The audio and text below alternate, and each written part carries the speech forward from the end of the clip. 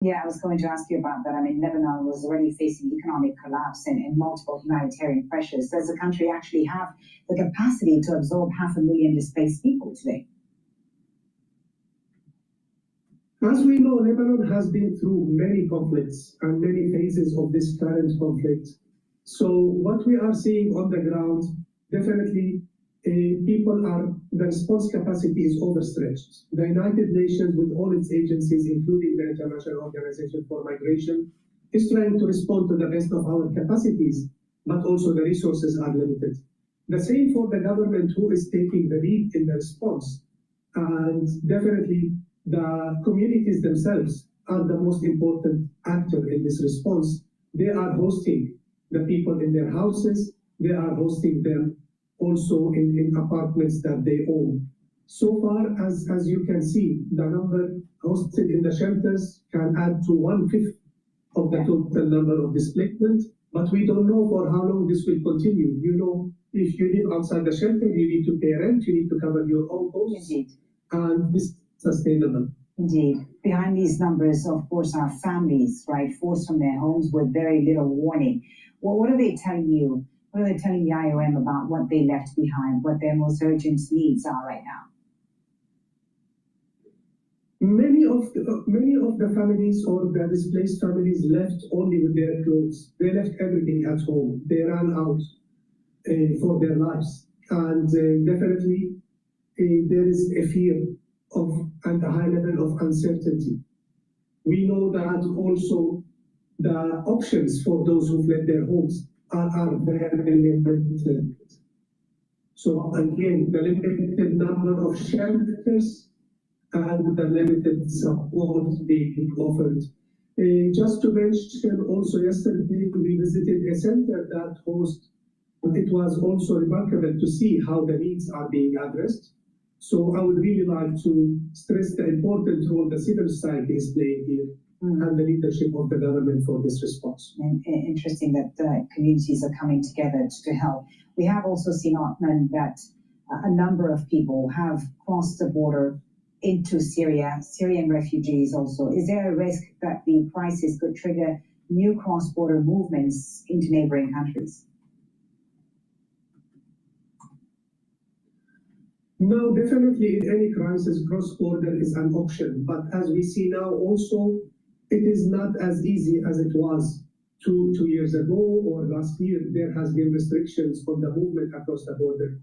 For Syrians, I think we are seeing a number of returnees. Maybe the majority still did not decide to leave Lebanon, but for Lebanese, the option is not open for everyone. Thank you so much for taking the time to speak to us about this, and thank you for the work you're doing on the ground there in Lebanon. Othman Belbasi, Regional Director for the Middle East and North Africa for the International Organization of Migration. Hello, my name is DrPaulCottrell, and we are live streaming. This is March 11th. A lot is happening in the energy markets. Last night, Japan announced that they were going to release oil reserves. The reason being, because of the war between the United States and Iran, the Strait of Hormuz is clogged up. Oil's not flowing. Refineries aren't able to process downstream products of the crude oil and may need to shut down. So it's really important to prevent the refineries from shutting down to feed oil into the refinery, because if you shut down a refinery, it's going to take weeks, if not months, to reboot it. So it's really important to start flowing oil to these refineries. The G7 talked about releasing reserves. Also, the IEA announced, or will be announcing today, if they are going to release reserves. So it's going to be moving the markets. Oil is trading at about $85 a barrel right now, and natural gas is trading at 3.117. We're live streaming on YouTube, Brighteon we're live streaming on YouTube and Rumble. Also, my website, the-studio-reykjavik.com. You can watch both versions on my website, the large screen and the one with the telemetry of the market. And we're simulcasting on X Spaces. Thank you for joining. Please share the links, ask your social media to follow me, and help support the work by getting the great products that I offer and making sure you subscribe to all my channels. You can follow me on YouTube, Brighteon, Bitchute, and Rumble. You can also follow me on X and GETTR, TikTok, Substack, Patreon, Buy Me a Coffee. There are many ways to follow the work that I publish. If you get the products that I offer on my store, the market just opened, but if you get the products that I sell on my online store and you use them regularly, you're going to be able to slow down the aging process and boost up your immune system. All these products that I offer, I take regularly. So please go to my store and get the great products that I offer. All right, since the market has opened, let's just do a recap of the opening here. The S&P 500 is trading at 6,790.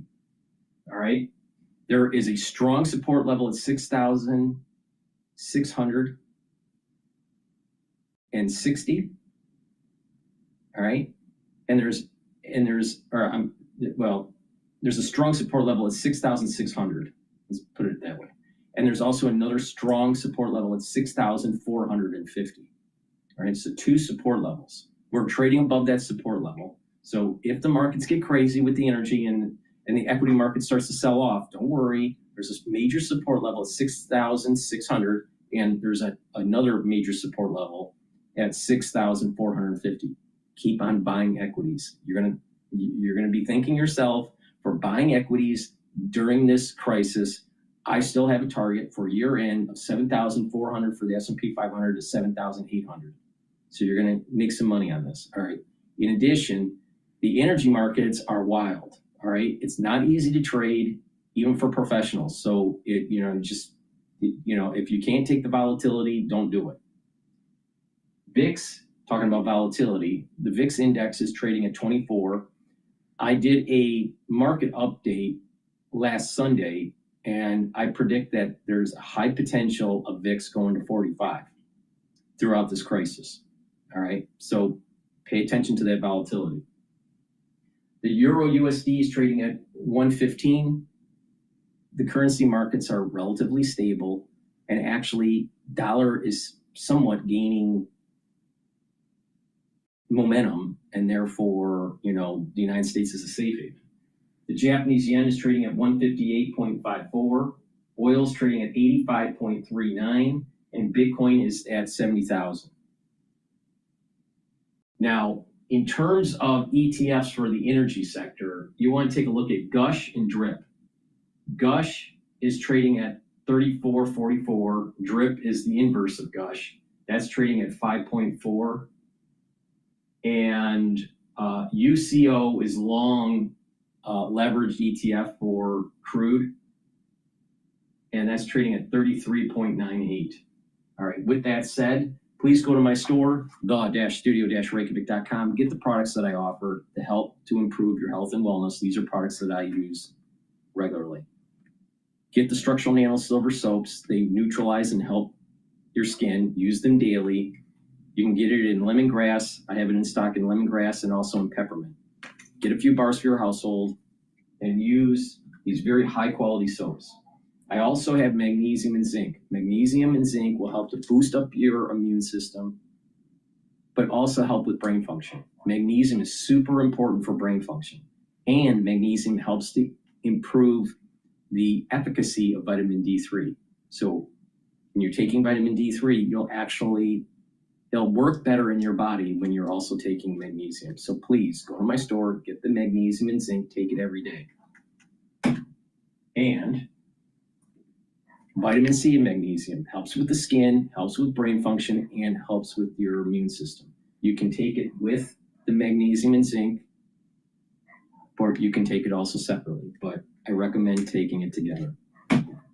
Please go to my store, the-studio-reykjavik.com, and make sure you use discount 5 and you get $5 off any order. With that, let's go to the markets. CNBC is what we're going to listen to first.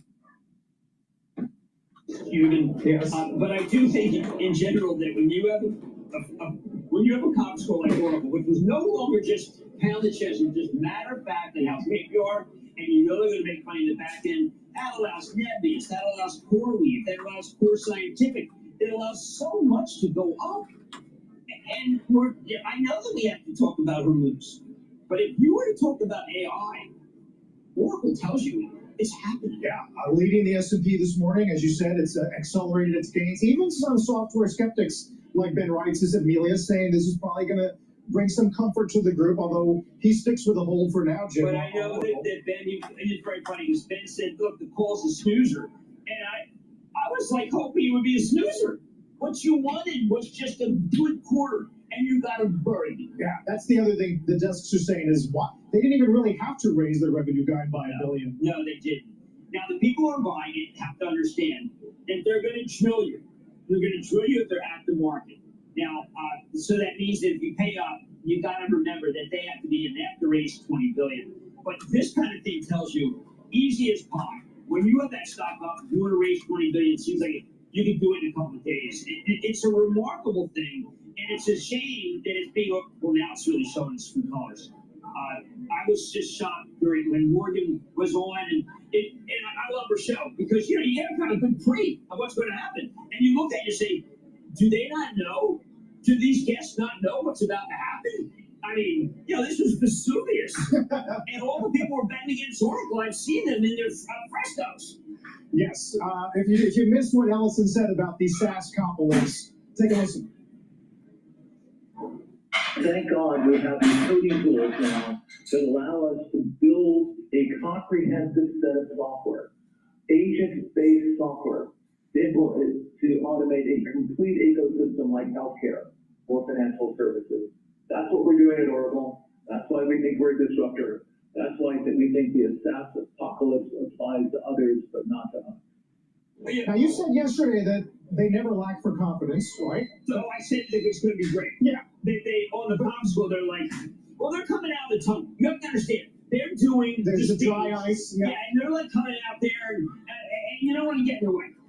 And one of the things that I thought was incredible is I even thought that they might have to sell Cerner, which I think is a mistake.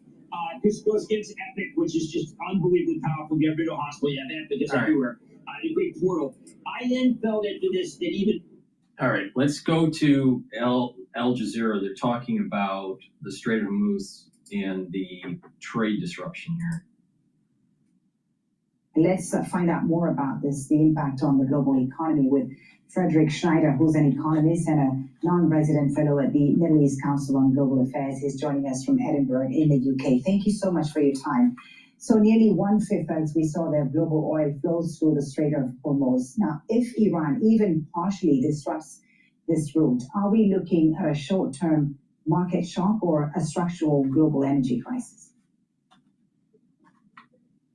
Well, the market is kind of split about that, and we see that in the volatility of the price. But in general, I think the impression is that there is an economic lose-lose situation for everybody, for Iran, for the United States, and that will force an end rather sooner than later. But I'm not that sure. I think the economic pressure is on, but there's no off-ramp really, neither for Trump, although Trump is waging a highly unpopular war. He's a very unpopular president.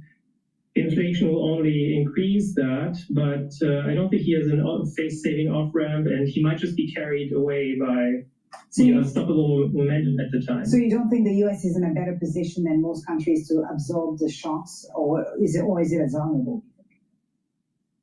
Well, I mean, the U.S. is energy independent, but of course it's part of global energy markets, and we have seen an increase in petrol prices, even in the U.S., by about 30% at the moment, and that's catastrophic for working class people, who are the constituency that Trump tries to appeal to during this election. So definitely there's some inflationary pressure even in the US. Yeah, because energy prices, Frederick, the spike in prices does not just affect oil markets. They ripple through food production, fertilizer costs, and electricity prices. How quickly do you think households around the world will start feeling the consequences of this crisis? Well, we're already seeing that, right? If you take Asia, for example, which is the primary place of demand for Gulf oil and fertilizers and gas, we see places like Japan, South Korea, Thailand, Vietnam, India, they are all increasingly exposed to that. And we see them already taking measures like closing schools, putting university lectures online, implementing four-day work weeks, rationing gas supplies away from industry towards households, etc. So we already see that. Same in Europe. I just came back from Germany, and I saw prices at the pump above €2. Gas prices have shot up by 70%. So we're already seeing that around the. So if the conflict persists, Frederick, do you think we could see, geopolitical realignments in energy markets accelerate, particularly among Asian importers who are heavily dependent on Gulf oil? The intention is definitely there. It will depend a little bit on, what if we have stagflation, we also have high interest rates, and that makes borrowing difficult to invest into these things. But definitely, for example, consumers will be driven towards buying EVs. They will be driven to buying heat pumps, rooftop solar. There will be a drive to just diversify hydrocarbon sources, definitely. And this will have some long-term. People are being stupid. You know why? EVs, if you look at the net inputs to create an EV, it's actually worse for the environment than a combustion engine, all right, because of the lithium battery. In addition, EVs cost a lot. They're not durable. You can't keep an EV for 6 years. It's like driving an iPad, all right? So to replace the powertrain in an EV is very costly. Take a look at the aftermarket for an EV. Is it really good? A pure EV. Hybrids are a little different, but a pure EV, there's no aftermarket. Why? Because they're trashed. You can't, these batteries they're not, it's not a vehicle that has durability. In addition, when you plug in your EV, it's going into the grid. Now, unless you have solar panels on your home, which most people do not have, but if you're plugging it into the grid, where do you think that energy is coming from? Most of the grid in the United States is based on coal and natural gas. Now, if the feedstock is natural gas, these energy markets aren't just crude oil, it's also natural gas. So natural gas is going up and crude's going up. So getting an EV isn't going to help you because you're still going to have elevated electricity bills. Stupid. All right. With that, let's go to, I want to listen to the BBC here.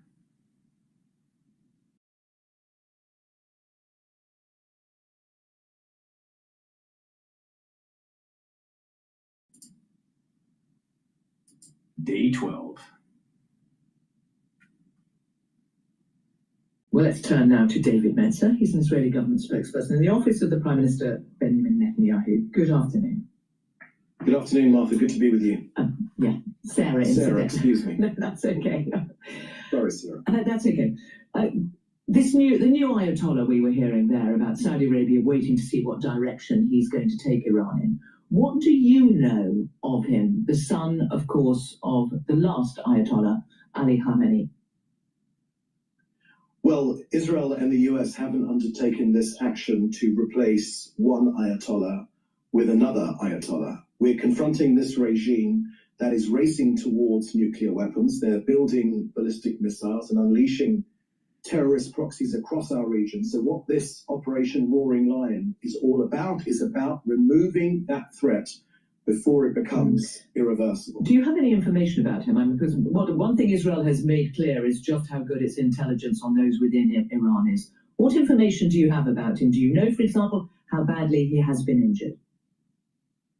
I've got nothing to share with you, but what I can tell you is to the people of Iran, and also to the many Iranians in the diaspora, but ultimately to the people of Iran, they should well understand, and if they're able to listen to the BBC in Iran, our Prime Minister said this very, very clearly. We are waging an historic war for your liberty.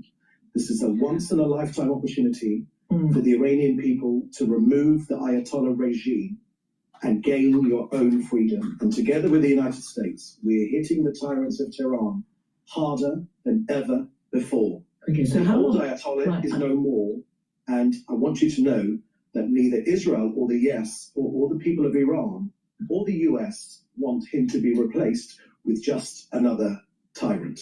So the time is coming soon for the Iranian people to react. Right, but okay, I'm going to come to the moment. I just want to know, I was asking you about the Ayatollah, the new Ayatollah. We haven't heard from him yet. Does he have a target on his head, or is it conceivable that Israel could negotiate with him? The Prime Minister made clear last night that we're not replacing one Ayatollah with another.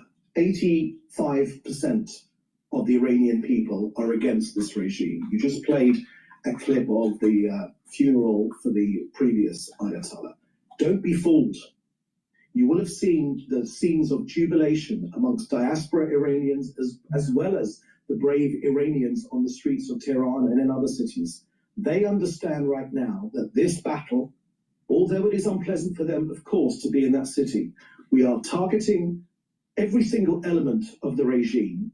But ultimately, maybe not today or tomorrow, but the Iranian people will soon have an opportunity to act. We are creating the conditions for the Iranian people to do so. We've hit countless regime targets. Yeah, and everyone's watching that. But there is potentially a very big problem here.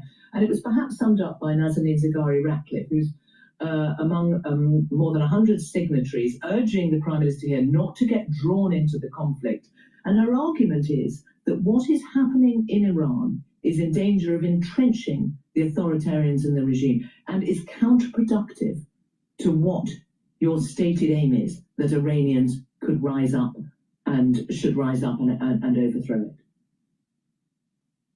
Look, in January, all of us around the world saw the will of the Iranian people. 85% of them. They said to us very clearly, help us shake off the yoke of tyranny. Now, the UK getting involved is, if I may say, Sarah, is neither here nor there. This was never about the UK being involved. This was an Israeli but her point UK operation. US We've taken out thousands, an Israeli-US operation. We've taken out thousands of the IRGC thugs and hundreds yes, but of her argument, and the argument is that what you're doing could be counterproductive because you are entrenching the authoritarians rather Absolutely than... not. Because Absolutely people... not. Iran is not Afghanistan. Iran is not Iraq. Iran has a vibrant middle class. They are an educated people. They are a proud people. And they have said very clearly to whoever is listening. Exactly. They have a large secular society. If you look back, before the Ayatollah, Iran looks like a very modern society, secular society. So they're very educated. They want freedom. They want to be part of the world community and contribute to modernity. all right, and not be stuck in the Middle Ages with, you know, old ways of religious ways of Muhammad, all right? But it has a problem, and that problem is that they're under the tyranny of a theocratic regime. And that theocratic regime controls a military called the IRGC. So you have to destroy the IRGC and the theocratic regime. Now, they have a lot of oil. Afghanistan was in the Middle Ages. We literally bombed a group of people that lived in caves and in tents.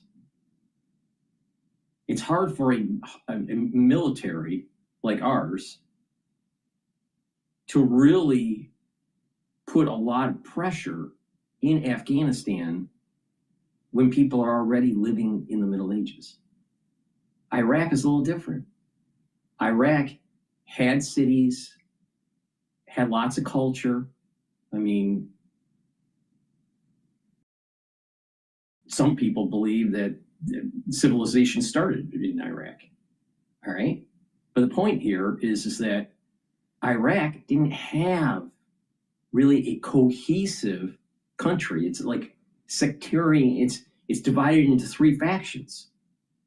And modern day Iraq is really the creation of Western nations, I believe, after World War I. But somewhere around World War I because of oil, all right? So they have lots of oil, really important for the energy market.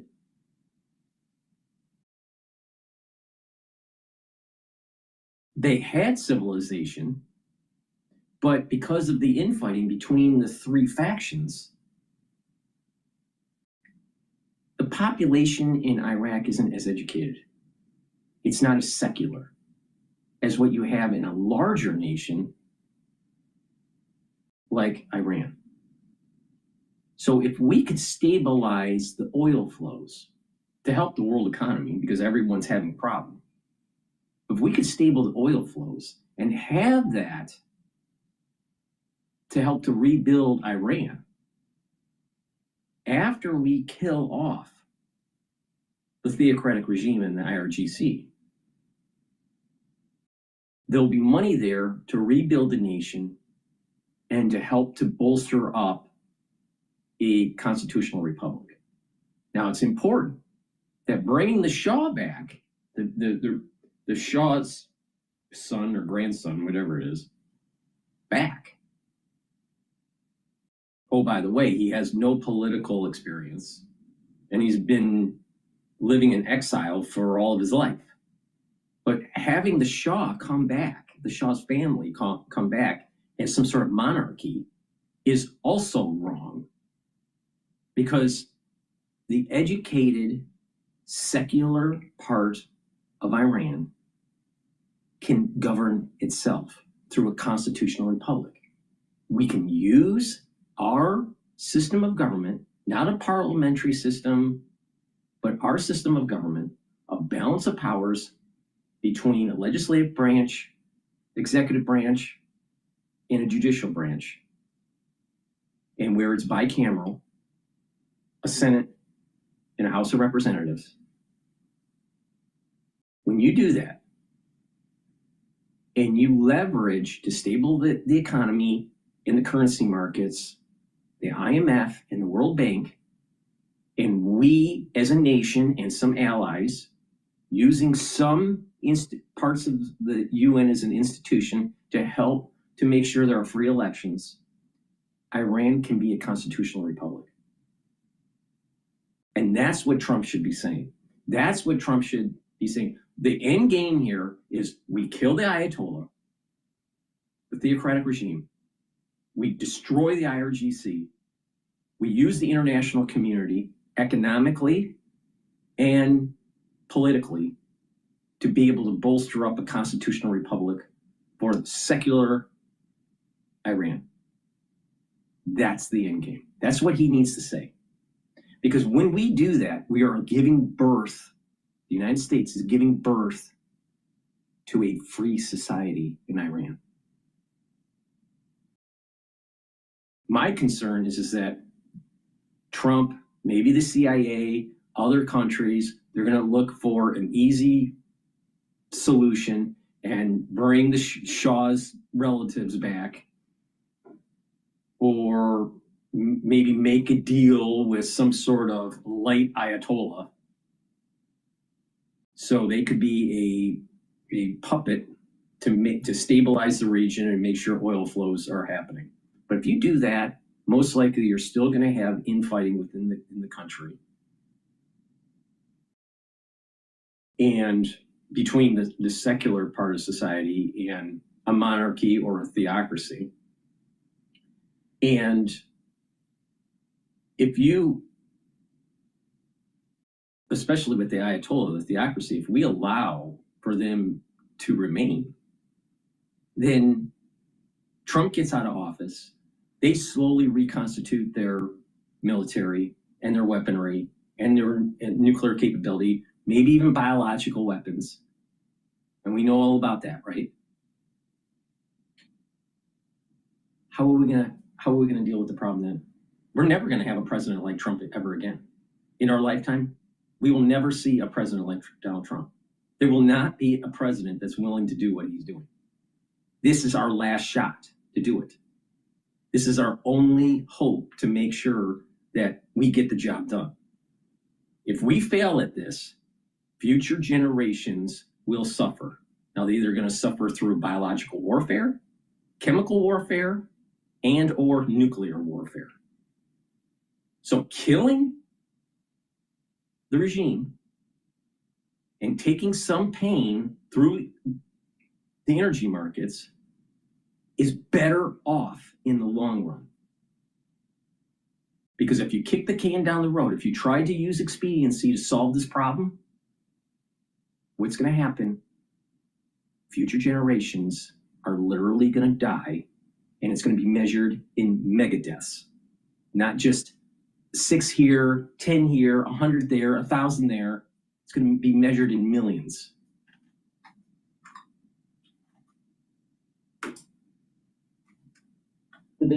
But unfortunately, there seems to be a huge vacuum and miscommunication within Tehran. So the more dovish side of the regime, or the civil side of the regime, the president, the foreign ministry, the ambassador, wants to de-escalate with the region, but perhaps the Revolutionary Guard have a different agenda. Of course, killing the Ayatollah in the beginning of the war might have seen as a strategic win for Israel and the United States, but this is the downside, that there is nobody calling the shots. And all hopes now is to see what the new Ayatollah, if see, all these news medias and even corporate America, they just want expedience. They just want a simple, quick solution. Who's going to be the leader? No, that's the wrong question. It's the will of the people of Iran, the educated, the secular, throwing off the yoke of the theocracy and the tyranny of the IRGC. That's the real question there. When's the international community going to work together to give birth to a constitutional republic in Iran? That's too scholarly for these stupids that are on the BBC and CNN and Fox and Live Now and all of them, all of the mainstream media, all of it. All the talking heads, all the international experts, they're all fucking stupid. Because none of them are talking about what I'm saying. And I'm never wrong. Pay attention. A constitutional republic is the only answer for Iran. Because if we don't get a constitutional republic, we will have more war in that region.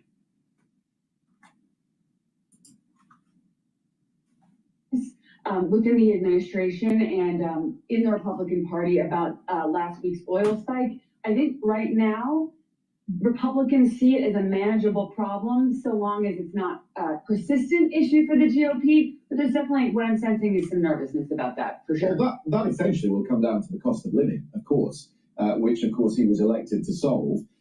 Politico are reporting today that gas prices in the Cincinnati area have gone from 264. So what? So what? So what? Like Gerald Keane said on Fox News, take the pain so the future generations will benefit. Getting rid of the theocracy of Iran, getting rid of their military capability, and having the chance to boot a constitutional republic in Iran is worth it. Because in the end, energy will be more secure. The world will be more secure. Most of the terrorism in the world that's Islamic terrorism is coming from Iran, directly or through proxies. So knocking that out, you're knocking out a huge percentage of the funding mechanism of Islamic terror. And oh, by the way, what about payback? What about payback for the coal, the bombing of the coal? What about payback for the Iran hostage crisis? What about the payback for the Beirut bombing of the Marine barracks in the 80s? Oh, did we forget? They keep on saying the theocratic side of Iran is saying that we're the great Satan. They need to destroy us. So if they have capability like biologic, chemical, radiologic, don't you think they'll use it? They have drones, they have ballistic missiles, and they're hitting their neighbors. What do you think they would do with an intercontinental missile? Oh, you're worried about the gas prices.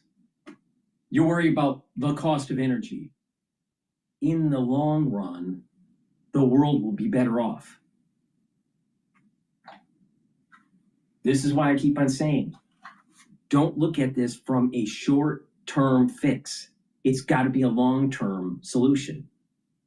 Do you think if we had a containment policy for the Nazis during World War II, that the United States would have emerged as such a hegemonic power?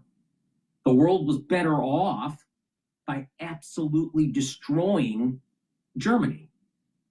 The world was better off absolutely destroying the Japanese Empire.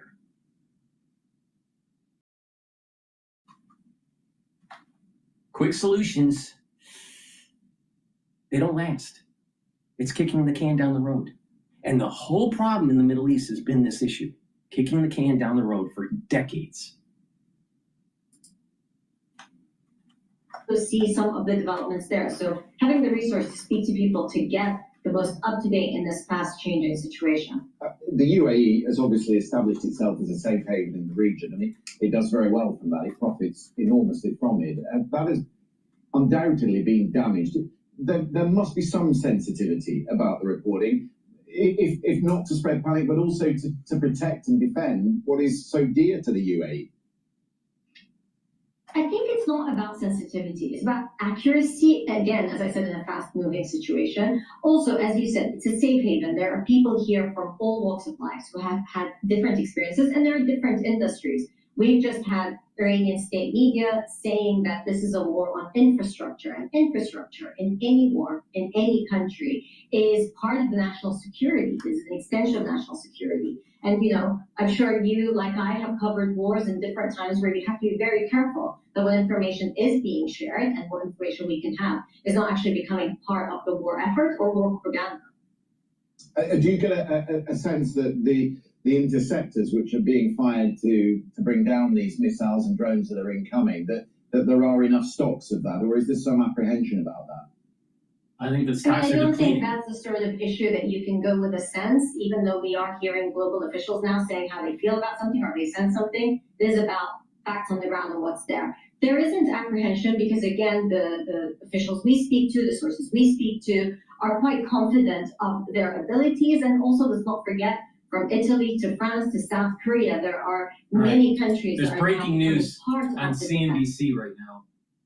IAE releases 400 million Now, barrels. one important thing to note here is that we do have to see what the flow rate is going to be. The headline number here, 400 million barrels, the largest reserves tapping. But the question now turns to how quickly can those barrels get out of storage? It's not necessarily immediate. Also, we're waiting for details here on the extent to which it's going to be crude releases versus product releases, because that is going to impact how these markets trade looking forward. But WTI now here up some 2% as these 32 member countries announced the largest tapping of strategic reserves in history amid the disruptions in the Strait of Hormuz. Guys? So, Pippa, just some context. That's about double what we got in 22. And you mentioned the flow. That's going to be an important number. But also mix is going to be important because some countries have crude to offer and some have refined. That's right. So in Europe, it's primarily refined products, while in the U.S., it is essentially all actual oil. And what we're seeing here now is that it's not just oil. It is also very much a product story, given how much passes through the Strait of Hormuz and how key that area is for refining. And so the extent to which this trickles through to things like RBOB and diesel, both key, of course, for the economy, diesel known as the tax on the consumer, remains to be seen. Also, a lot of the diesel that's refined in the United States does come from those heavy distillate barrels out of Saudi Arabia. So we have to see what the mix breakdown is. And finally, just one thing to add, there is not an SDR equivalent for natural gas. So continue to watch TTF in Europe as well as in Asia, because Qatar's facility, Ras Laffan, being offline, that's 20%. And so that could be the longer term story here. All right, oil, WTI futures are trading at 84.63. Natural gas is trading at 3.088. Gush, which is a long ETF for energy companies, with this news, it's starting to go down a little bit. It's at 34.74, and DRIP, which is the inverse of Gush, it's slowly creeping up at 5.397. But of course, we saw that wild volatility yesterday as well as Monday. And so as more trickles out in terms of what's actually happening in the Strait of Hormuz, no doubt we'll see more swings in oil prices today. Great, Pippa, thank you very much. Pippa Stevens. And just to check on gas prices, which this is how it trickles down to the consumer, average gas price is around $3.48 a gallon. And we've noted the 20% increase since the war began and what that might mean. I just wanted to show you the long-term chart, though, to the context point, on gas prices. It's happened fast. It's painful. You feel that, every day when you're driving. However, we're only at the highest level since, around 2023 or so. In 2022, we saw about $4 a gallon gasoline when we had that inflation spike. Remember when President Biden went out and tapped the SDR, People need to understand, with the flow not happening through the Strait of Hormuz, the refineries only have X amount of crude on hand to be able to keep the refinery open. They can't go to like 25% operation. The max that you can go is like 50% of throughput. So if you don't have enough crude coming in that's on order and coming to the port, and you don't have enough in reserves next to the refinery will have to shut down. So all downstream products are going to suffer. All. There's the problem. Because once you shut down a refinery, you can't just turn it back on. It takes weeks or months to boot it back up. So this is going to be a major problem in all downstream products: gasoline, diesel, jet fuel, plastics, pharmaceuticals. Also, in some cases, fertilizer. Anything that uses crude oil is going to suffer. And if you look at our modern society, almost everything in your life is tied to crude. Everything. So if you think that you're going to be able to weather the storm by just putting a solar panel on your house and you know, living off the grid and all this stuff, you can't live without oil. We cannot have a modern society. You can't even have modern medicine without oil. Our modern medicine would be back into the 1700s if it wasn't for crude. And a lot of people don't understand this.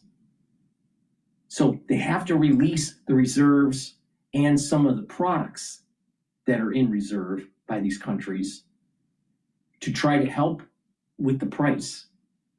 But those oil reserves, they need to be fed to the refineries so they don't shut down, because you can't boot them up right away.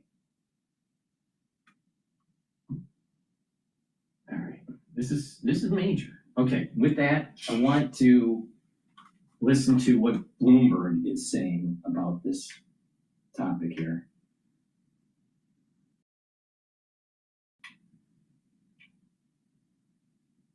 It still doesn't match that size of the tax yet, of the tax cut. And I think that's important. What we will be testing now is the volatility in financial markets does undermine the confidence of affluent consumers. And we may be challenging the K-shaped narrative on the economy. Diane, can I ask you about your view on the labor market after the disappointing jobs number that we had, I guess just last week? It feels like years ago. How does the labor market in the U.S. look to you right now? Because you mentioned there isn't any immigration, and we do see still double-digit margins for company earnings. So it should be, I would imagine, this kind of growth that companies are looking for employees. It doesn't appear that way in the numbers. No, it doesn't. And I think what's important is I would argue the largest single factor suppressing employment last year was uncertainty. The only sector we saw gains in was countercyclical, which is healthcare and social assistance, which tends to add jobs almost no matter what. And of course, when we had a major strike in that industry and all the... All right, I'm going back to CNBC here.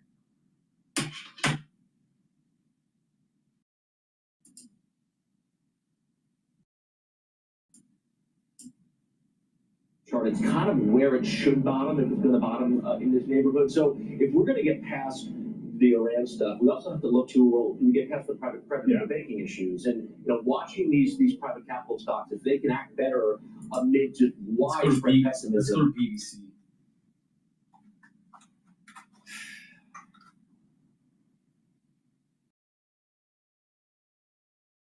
We focus our discussion around these three topics: the situation in the Middle East in the days and weeks to come, Hormuz trade and freedom of navigation, and the way to address economic consequences, if you all agree. And so, Donald, if you agree, I give you the floor. This is the G7 summit. Well, I do agree, and I think we're having a tremendous impact, unbelievable actually, impact This is Trump. on the world. Because we're destroying a great producer of terror. Nobody's ever seen anything like it. It goes back 47 years.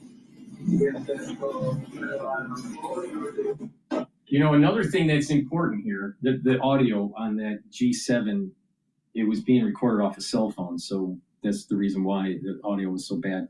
But another important feature here is Trump is the 47th president of the United States. We have the anniversary of the 250th celebration of the founding of the nation. And I don't find it as just a coincidence, because I think Trump is blessed.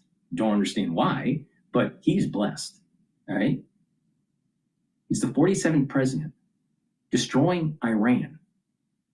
And this all started 47 fucking years ago because of the Iran hostage crisis. I'm telling you, what happened back then in the 70s is directly tied to what's happening today. It's almost like we went into a time warp. or some sort of looped timeline, but 2026 is looped into the Iran hostage crisis, and it is time for us to destroy them.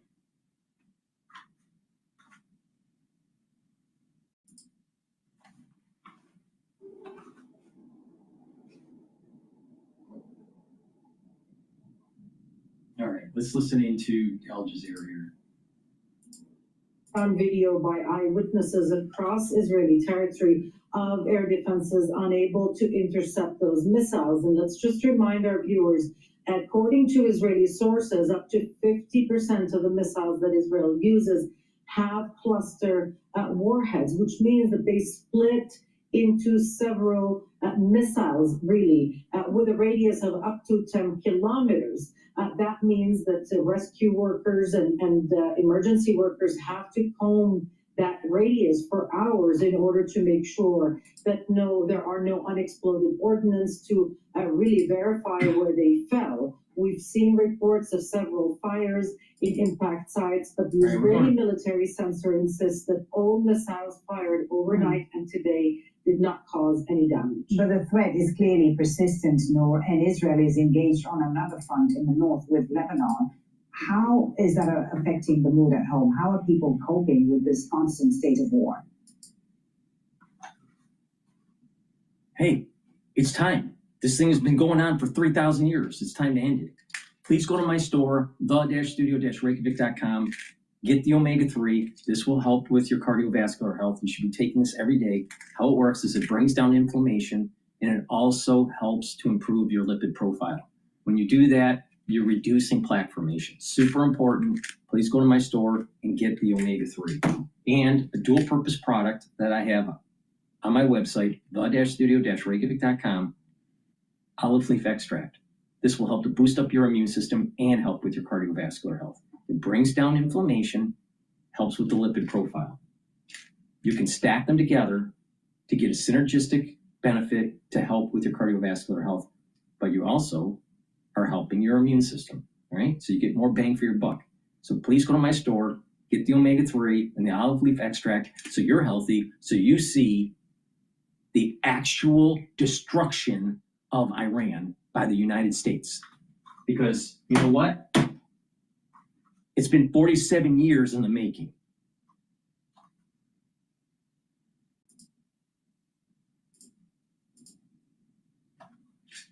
Fury, the U.S. pounding Iranian warships as the regime retaliates against its neighbors across the region. Chief Foreign Correspondent Trey Yates joins us live from Tel Aviv with the latest. Good morning, Trey.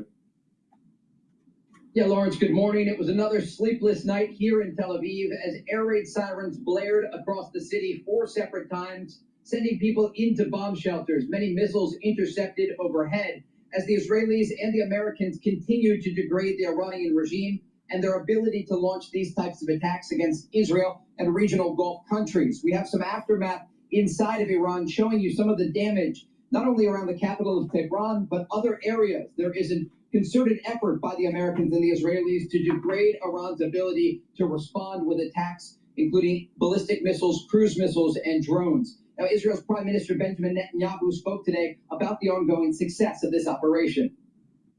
We are in a campaign against a cruel enemy that wants to destroy us.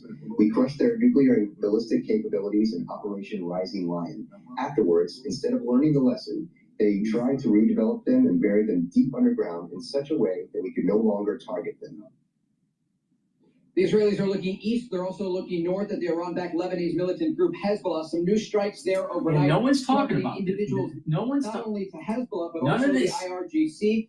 None of the mainstream media is talking about this. If a theocratic regime is allowed to remain, even if we destroy a lot of their military capability, you have a lot of smart people in Iran.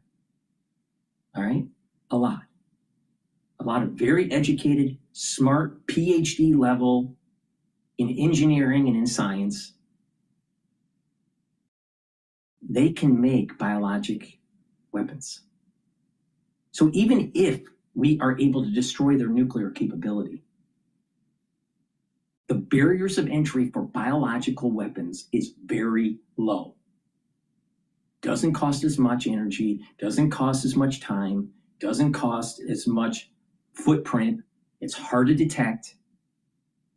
So don't you think that if the Ayatollah, don't you think that if this theocratic regime is allowed to stay semi-alive, they will take the opportunity, it may take decades, but they will take the opportunity to develop chemical and biological weapons. In the size of a home, small home, all right? Size of 1,000 square feet, you can easily develop a biological weapon to kill half of the population in the United States. All right? So don't you think that it is very important to make sure that the theocratic regime is absolutely, completely fucking destroyed? But the problem is most podcasters, they don't have a science background. Most people in media, they're too stupid. They don't see the black swan around the corner if the job isn't done right. Because if the job's not done right, it creates a situation that's pernicious and that can lead to a catastrophe. Now, if you're the Ayatollah, the son of the Ayatollah, or grandson, or one of the high-level clerics, and you're allowed to stay alive, and you somehow can maintain power in Iran because of expediency of the Western powers, and they want just a quick solution, don't you think that you'll wait 47 years to unleash a biological weapon? Don't you think that they'll wait to say, you know what, we will, I mean, the religion believes in setting the whole damn world aflame to usher in their messianic era. Don't you think that that's a problem? Don't you think that we need to become a little bit Caesar-ish? Don't you think we should become Caesar and go into Gaul and chop off their fucking heads? Yeah. Yeah, that is the answer.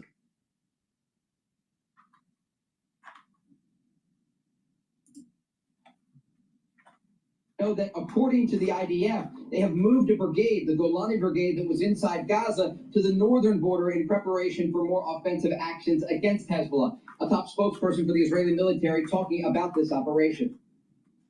In recent days,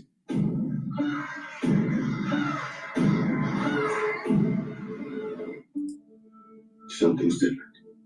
In recent days, we've identified that Hezbollah is trying to increase the firing towards northern communities and expand the range of fire to additional areas in the country. Hezbollah is taking heavy blows. We are deepening the damage to its capabilities with each passing day and increasing the pressure on it. We're tracking a lot of developments here, not just from Lebanon, but also in Iran. This week, there were pro-regime demonstrations. You can see people here chanting in support of Mossadegh Khamenei, the new supreme leader of Iran. What you're not seeing in the streets of Iran right now is the anti-regime demonstrations, because there is real concern about another crackdown against those civilians. We know earlier this year, an estimated 32,000 people were killed in those protests. Guys? Well, Trey, what did Netanyahu mean when he said to the Iranian people, in the coming days will bring opportunity to free yourselves?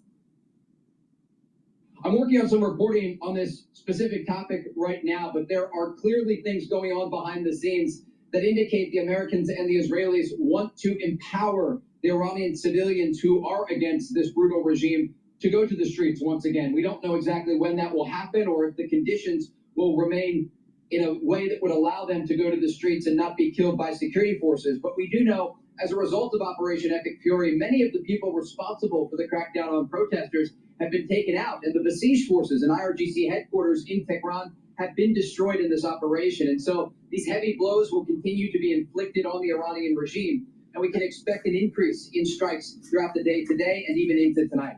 Hey, your reporting that you started off with when it comes to the brigade that was on the Gaza border from Israel, Is that a ground force that's making its way? Yes, it is, Lawrence. It's a ground force. The Golani Brigade was one of the, you could describe them as the tip of the spear for the Israelis when they were entering on the ground to fight Hamas inside Gaza. We met many of these soldiers throughout the course of the war, and they are trained ground fighters. They have the ability to go into Lebanon deeper if the Israelis make that decision. Right now, we know there are tanks and troops deployed in southern Lebanon. Over the weekend, 2 Israeli soldiers were actually killed by Hezbollah in southern Lebanon. But it's an incredibly difficult terrain to operate in, and again, an indication of why they are moving the Golani Brigade, a brigade that has this fighting experience. So, Trey, a little bit of analysis and mixing with the reporting with this question. Why do you think the Arab Gulf states, I just saw it today, Saudi Arabia stopped ballistic missiles aimed at Prince Sultan Air Base. We saw the UAE been targeted again yesterday.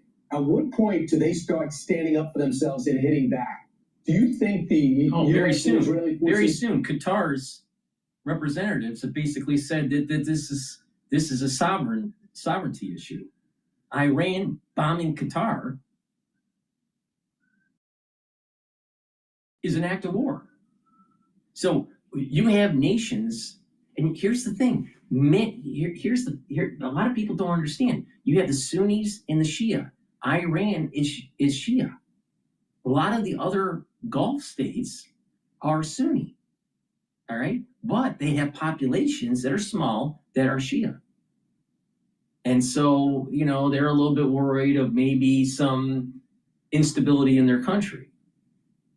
But Iran bombing the neighboring countries in the Gulf is only going to galvanize the Allied forces to kick the shit out of Iran. Now, this has been coming. This thing has been in the works of karma for the last 47 years. Iran, theocratic regime, and the IRGC cannot and should not be allowed safe harbor. They need to be destroyed. Now, there's 2 paths. Surrender or die. Those are the 2 paths.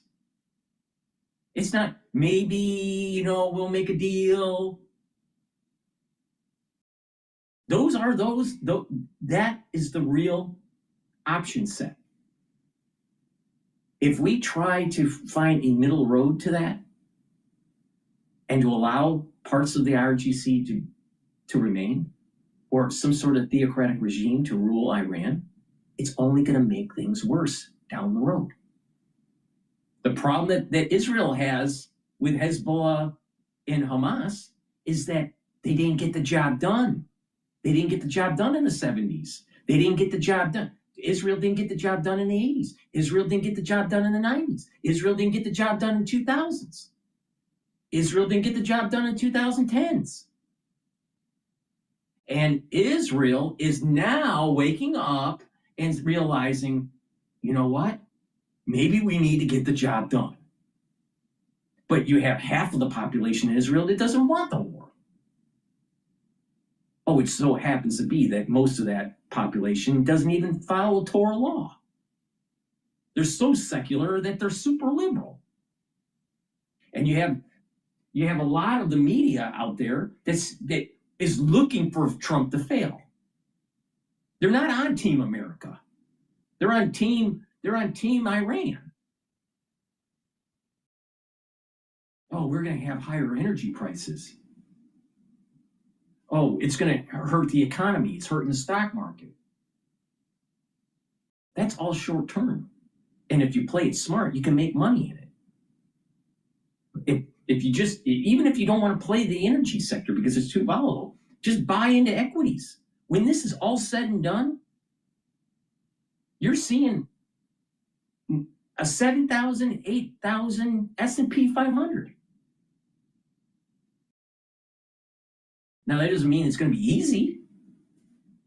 But the thing is that America needs to get the job done. And we will never have a president, never, ever, ever, ever, ever again, not Rubio, not J.D. Vance, not Gavin Newsom, whoever it is, for the next 50 or 100 years, we will never have a president that was willing to take the risks to knock out Iran as we do with the 47th president of the United States. It's the same person, but the 45th president of the United States, Donald Trump 1.0, was too fucking afraid. Just like Obama, just like Biden, just like George Bush Sr. and Jr. and Clinton. And even Reagan was afraid. Because if you pay attention to the tanker wars in the 80s in this region, Reagan wasn't willing to get the job done. Now, if Reagan got the job done then, we wouldn't be in this problem. But he was afraid. So, since Donald Trump 2.0 is a different type of president, we finally have a president, the 47th president of the United States, willing to get the job done. But I am worried that a little bit of Trump 1.0 is going to say, maybe I can make a deal with the Ayatollah. Maybe I can make a deal with a lesser version of the IRGC. Maybe I can make a deal with the Shah's family. I have good relationships with President Xi. And it's such a stupid comment. You know why? Because if you have a good relationship with the President Xi, that doesn't mean that the next president. So the president represents the United States. It's not your personal relationship.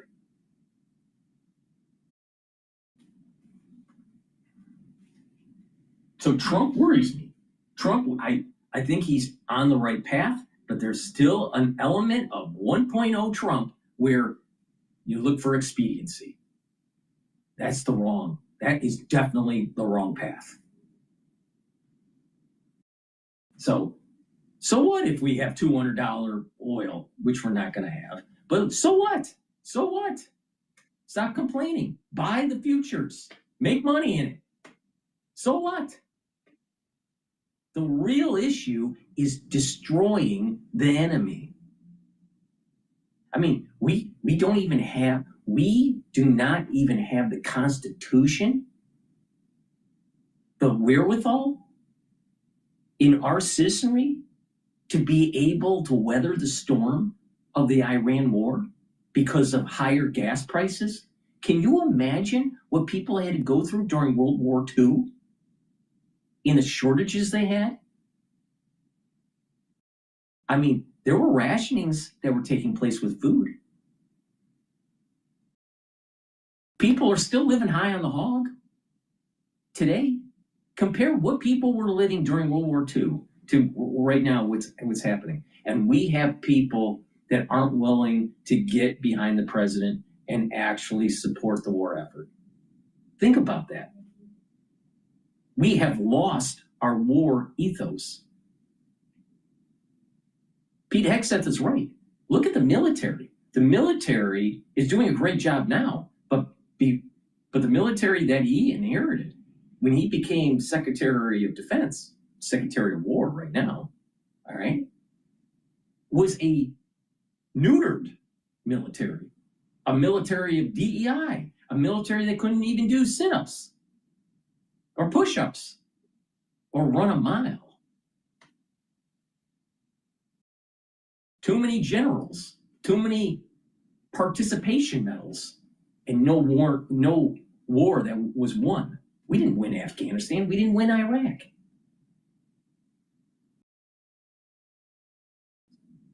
The bottom line here is this.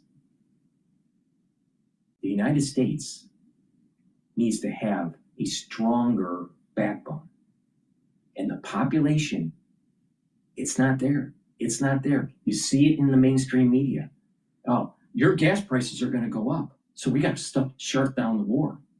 Well, what about kicking the can down the road? What about dealing with the problem? If you have cancer, but the treatment for cancer is painful, do you stop the treatment?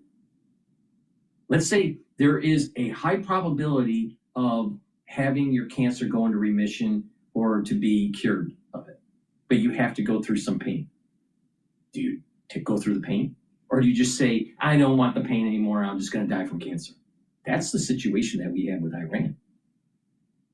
Take the pain now, and things will be better in the future. That's what the greatest generation did. The greatest generation went to war, and they had food rations, they had, rationing of energy.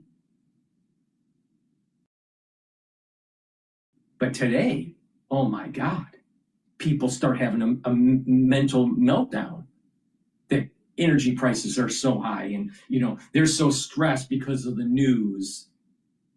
And so they have to take their mental medications because they have, anxiety and all this crap. They couldn't even, if you teleported these people into the 1940s, they wouldn't be able to survive. They're weak. They're weak. What about teleporting these people that can't deal with the stress and the anxiety of the news? Teleport them during the Great Depression. This is a major problem in the United States when it comes to its population.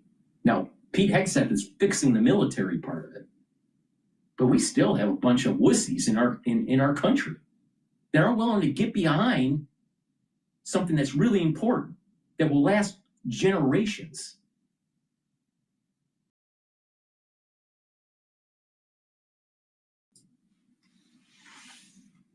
Would like them to do that.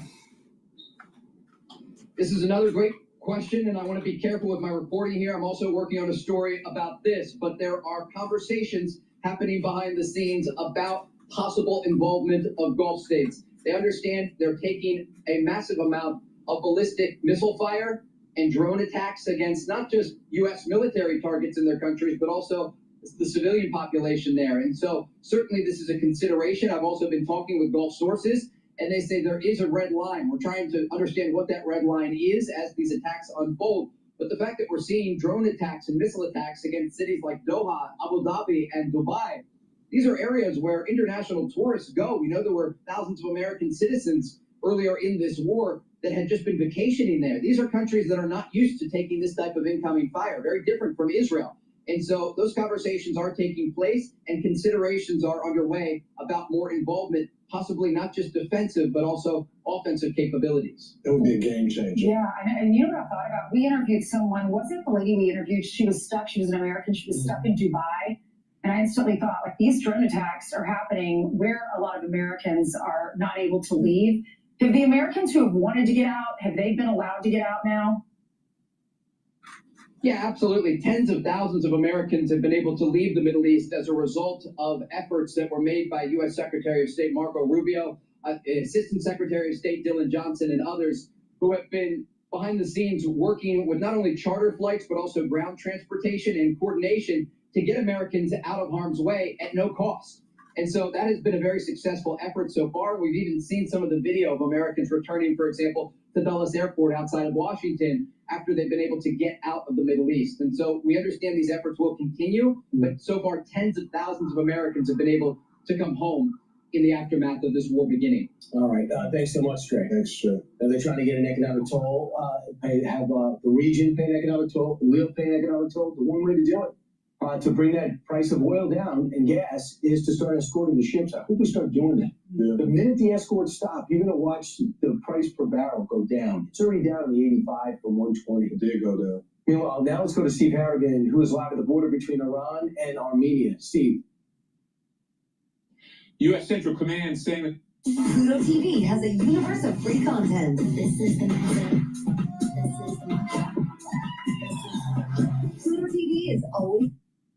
U.S. Central Command saying that they have destroyed 16 mine-laying Iranian ships in the Strait of Hormuz. Of course, that narrow waterway is where 1/5 of the world's oil flows through. President Trump issuing a stark warning, posting, if for any reason mines were placed and they are not removed forthwith, the military consequences to Iran will be at a level never seen before. Central Command also posting the following numbers. They say that 50 Iranian Navy vessels have been destroyed, basically rendering Iran's Navy combat ineffective. Also, there have been 140 injured U.S. service members. Of those injuries, just 8 seriously injured. And finally, a stark warning on potential internal dissent in Iran. Iran's police chief saying that protesters on the street will be treated like enemies of the state and that security forces have their fingers on the triggers. Guys, back to you. Hey, so Steve, just real quick on the pace, it doesn't seem like a lot of people are trying to get out of Iran through that border area that you're at, right? Just a trickle? They're not. It's a sleepy little town, 2 or 3 a day. We spoke to some this morning, and that could change in a hurry. This is really one easy, free way out. The border is open. All right. Thanks so much. Steve. All right, before we continue with Fox News, please go to my store, the-studio-reykjavik.com. This stack that I'm going to show you is going to help with your brain function, cardiovascular, and also your immune system. Ashwagandha root helps to control cortisol levels and helps to control your blood glucose levels. Super important to take every day. Take ashwagandha root. You can take it separately, but if you stack it the way I'm telling you to, you're going to get added benefits. Lignans will help with the immune system and also your endocrine system. Soaks up free radicals and brings down inflammation. And turmeric soaks up free radicals and brings down inflammation. You stack these together and take it every day. What's going to happen is that by bringing down inflammation and soaking up free radicals, at the vascular level, you're reducing plaque formation. By bringing down inflammation and soaking up free radicals, you're boosting up your immune system and your endocrine system. And by bringing down inflammation and soaking up free radicals at the brain level, you are protecting your neurons. Because neurons, when they're stressed, will start to recede with their connections between each other, and your memory will decline and your cognition will decline. You want to improve that positive neuroplasticity, and you do that by making sure you soak up free radicals and keep the inflammation down. So please go to my store, get the turmeric, get the lignans, and get the ashwagandha root. Stack them together, very powerful stack, to slow down the aging process. Use discount 5, all caps, discount 5, and you save $5. Go to my store, the-studio-reykjavik.com, and oh, by the way, you're going to make money if you put some money in the stock market, S&P 500. So I just told you how to make money and also how to live longer. Back to the war. That the U.S. eliminated, our military eliminated 16 Iranian mine-laying vessels. And I asked, what are these mine vessels? And they refer to Iran deploying these naval mines via small boats in the Strait of Hormuz to disrupt global oil shipping. The mines are used for blockading the narrow Strait of Hormuz. They are considered cheap but deadly underwater weapons designed to deny access, damage commercial tankers, and close the waterway. And Donald Trump has said he will completely destroy these mine-laying vessels. 10 of them were inactive, he said, that he previously destroyed. But he says, if you do this, we will hit back harder. Yeah, I mean, why the Iranians thought that they can do any type of combat operation within the water and we not find out about it is ludicrous to me. The Navy has no shot going against our Navy as well as the intelligence that we have. The General Jack King was talking about the operation. And have they been successful thus far? Watch.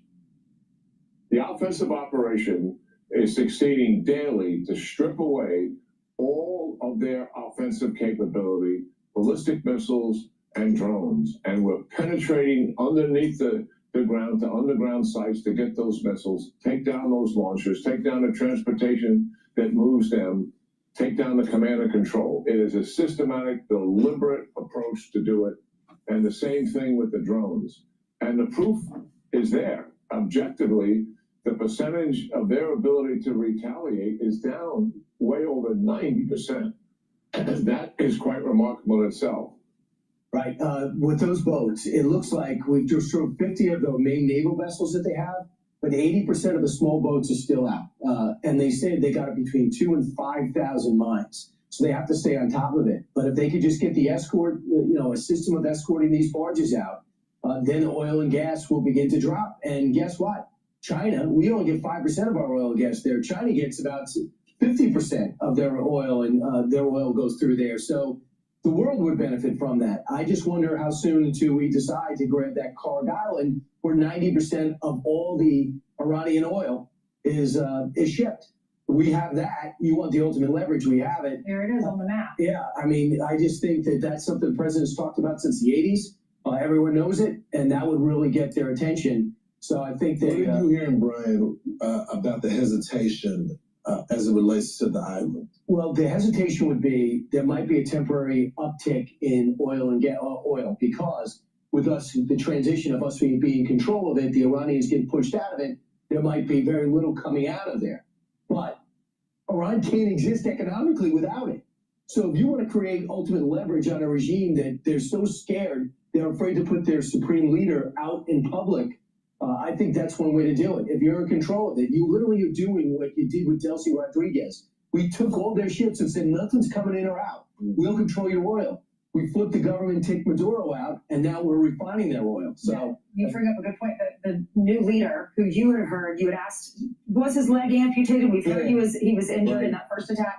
He hasn't been seen, hasn't come out at all. So is he still alive? Is he in hiding? There's some reporting about it. I mean, we haven't confirmed ourselves, but there's some reporting in the Times today to talk about some sources saying that they've seen him amputated, but we haven't independently confirmed. And back to your original question, when you read Netanyahu's call for them to rise up, it says get ready to rise up. Yeah. That means I think the Mossad's doing some great work on the ground, eliminating leaders, because nobody has better intelligence. They've already shown us this over the last 2 years, 3 years, about the Iranian society, who's in command and who's going to be dead, than Israel. Real quickly, Brian, that's a good point, because it looks like even this new supreme leader doesn't have as much power, because of his father planned for all of these little brigades to have their own command. And I think that's what's happening. That's why some of the Gulf states are being targeted, is that you don't have one person leading the operation right now. You have all these little guys that are running their own little divisions. Yeah, if there was one guy more powerful, it's not the president, it's Ali Larijani.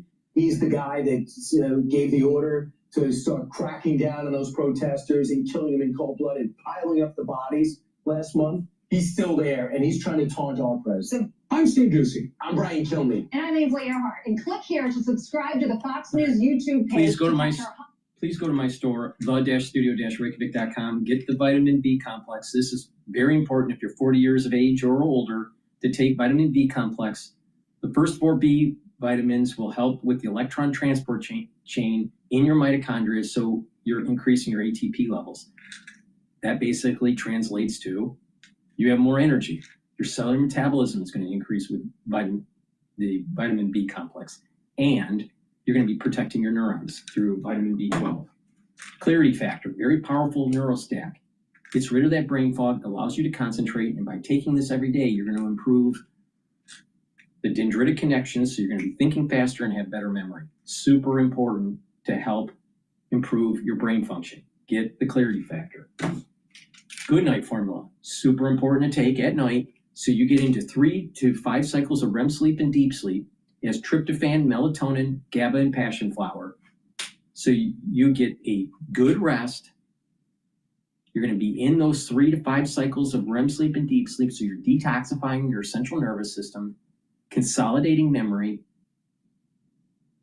and improving your energy levels. A lot of people don't realize that if you don't get a good sleep regularly, you are aging faster and your brain function will decline. So it's really important to get good sleep. Go to my store, get the Good Night Formula, and you can stack this. Get the Good Night Formula, get the Clarity Factor, and get the vitamin B complex, and this is a very powerful neurostack. Please go to my store, the-studio-reykjavik.com. Use discount 5, all caps, discount 5. You get $5 off any order. Click the link in the description of this video and all my videos. Go to my website, the-studio-reykjavik.com. All right, let's listen into Let's listen into CNBC. So long as we have this situation. Again, we can hope to resolve it through regime change or military force, but that's not a serious strategy. The real question is, how do we affect Iranian behavior? How do we put a ceiling on Iranian capabilities? What are we prepared to offer them in return? What about potentially the easing of sanctions and so forth? We're going to have to get serious about this as a strategic challenge. And up to now, we haven't been. No. Richard, he's wrong. Richard Haas is wrong. The thing is that we need to destroy the military in Iran. We need to destroy their infrastructure, and we need to destroy the theocratic regime. And then we come in, Team America, and boot up a constitutional republic. You know why it's going to work in Iran and why it didn't work in Iraq and Afghanistan? Iran has an educated population that is very secular. That's why. Well, two things. One, the idea that political change in Iran is imminent. I see no evidence of that. The idea that military operations would continue for months is a nightmare. It's a nightmare for energy prices, indirectly for fertilizer costs and food prices.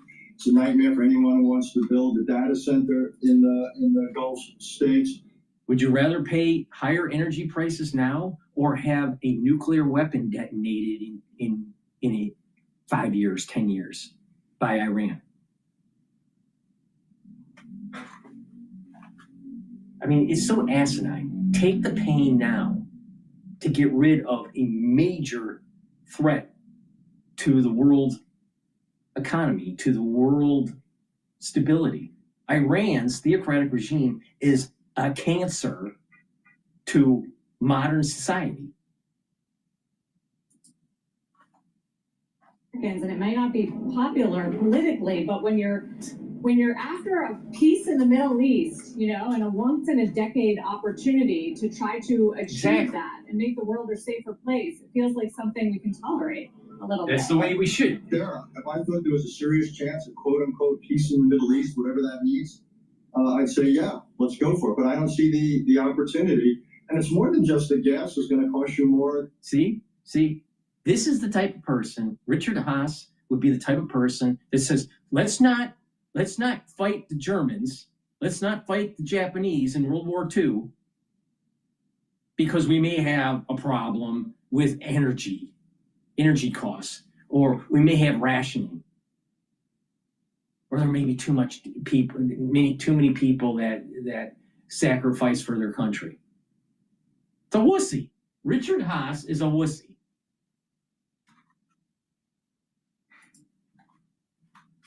You've got to get serious, not about solving this problem, but putting a ceiling on it in a way that we can live with. Difficult choices, but we've got to start making them. All right. Thank you for coming on and sharing your view, Richard. Always good to hear from you. Thanks for having me. Richard Haas, President Emeritus of Council on Foreign Relations. All right, after the break, why a tried and true strategy for investing in memory stocks like Samsung and SanDisk is undergoing a big change. We're back in a moment.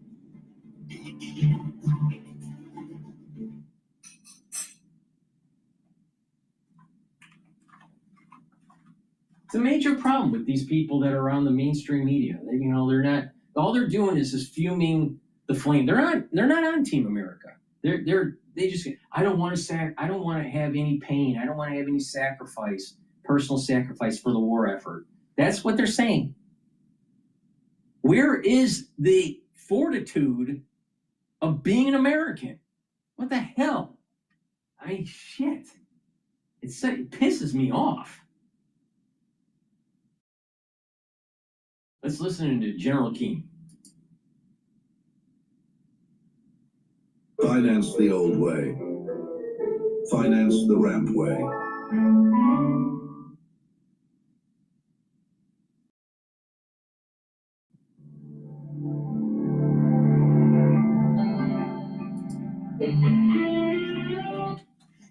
Now with an assessment of Operation Epic Fury, Fox News strategic analyst General Jack Keane is with us. General, always a pleasure to have you. Thank you for joining us. 5,000 major targets in a week and a half. You see what they're doing and the threats that the president has laid on anybody that goes near the Strait of Hormuz. two complete top levels of leadership eviscerated. What militarily, as you analyze this, I've never seen anything like it. I don't think anybody has. What does this mean? Well, it's really quite significant in 10 days what's been accomplished here.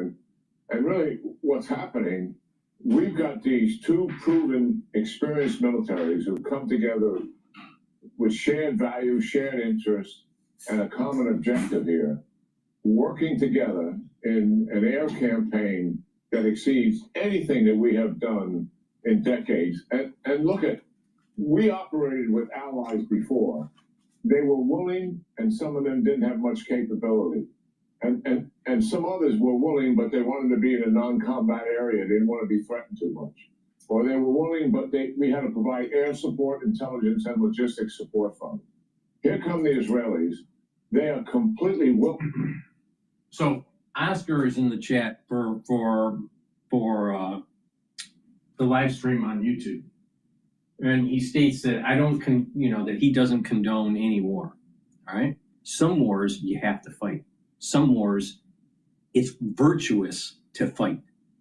Other wars are not. But not every war is the same. And the reality of the situation is there are righteous wars. All right. Secondly, he states that is death freedom or is freedom death? America is all about life, liberty, and the pursuit of happiness. And oh, by the way, property rights through our constitutional republic. It's the land of the free and the home of the brave. And this country is great because there are many people that were brave to do the right thing, even though it meant short-term pain and self-sacrifice. And in many cases, the ultimate sacrifice. So the world that we live in today, the amount of prosperity that the United States citizen typically lives in is predicated on that bravery. So there are wars that are righteous.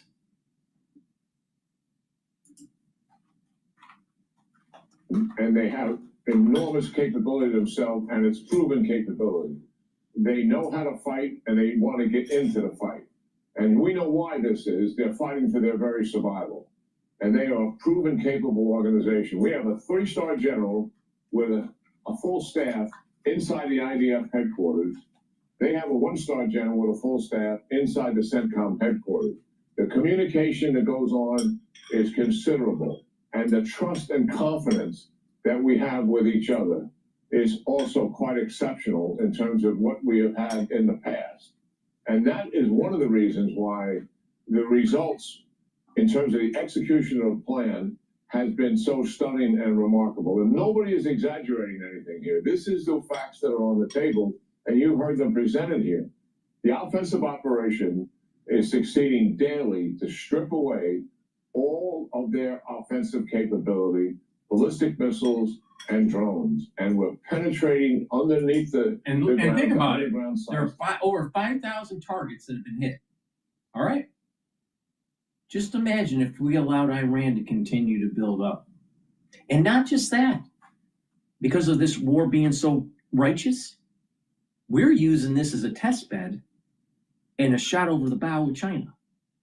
Because believe me, the war with China is going to be a lot worse. So we're using this to test our different capabilities. And guess what? It's not just military hardware.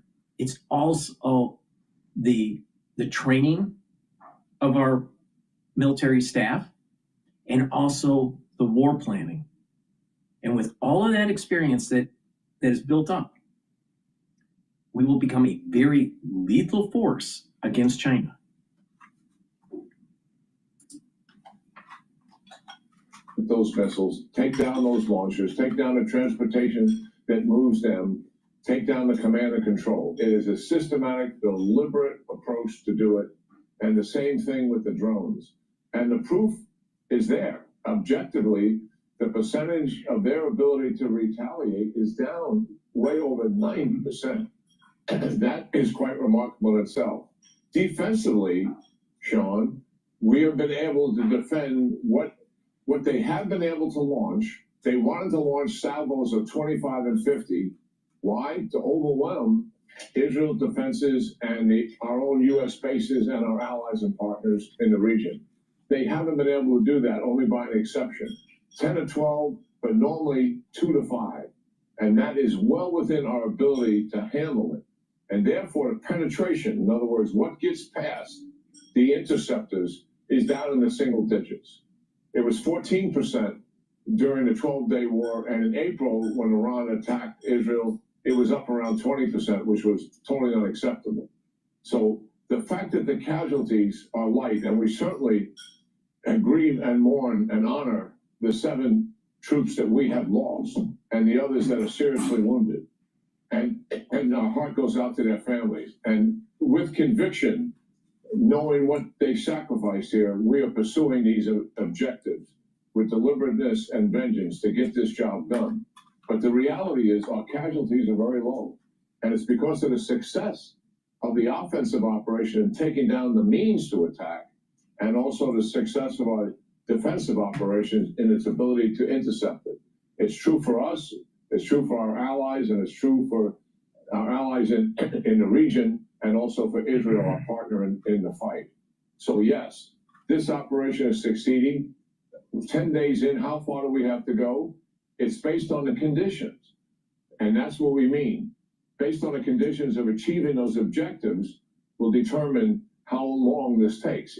If you ask for an estimate in talking to our commanders about it, and I have, and the Israelis, we're talking a few more weeks to go on here.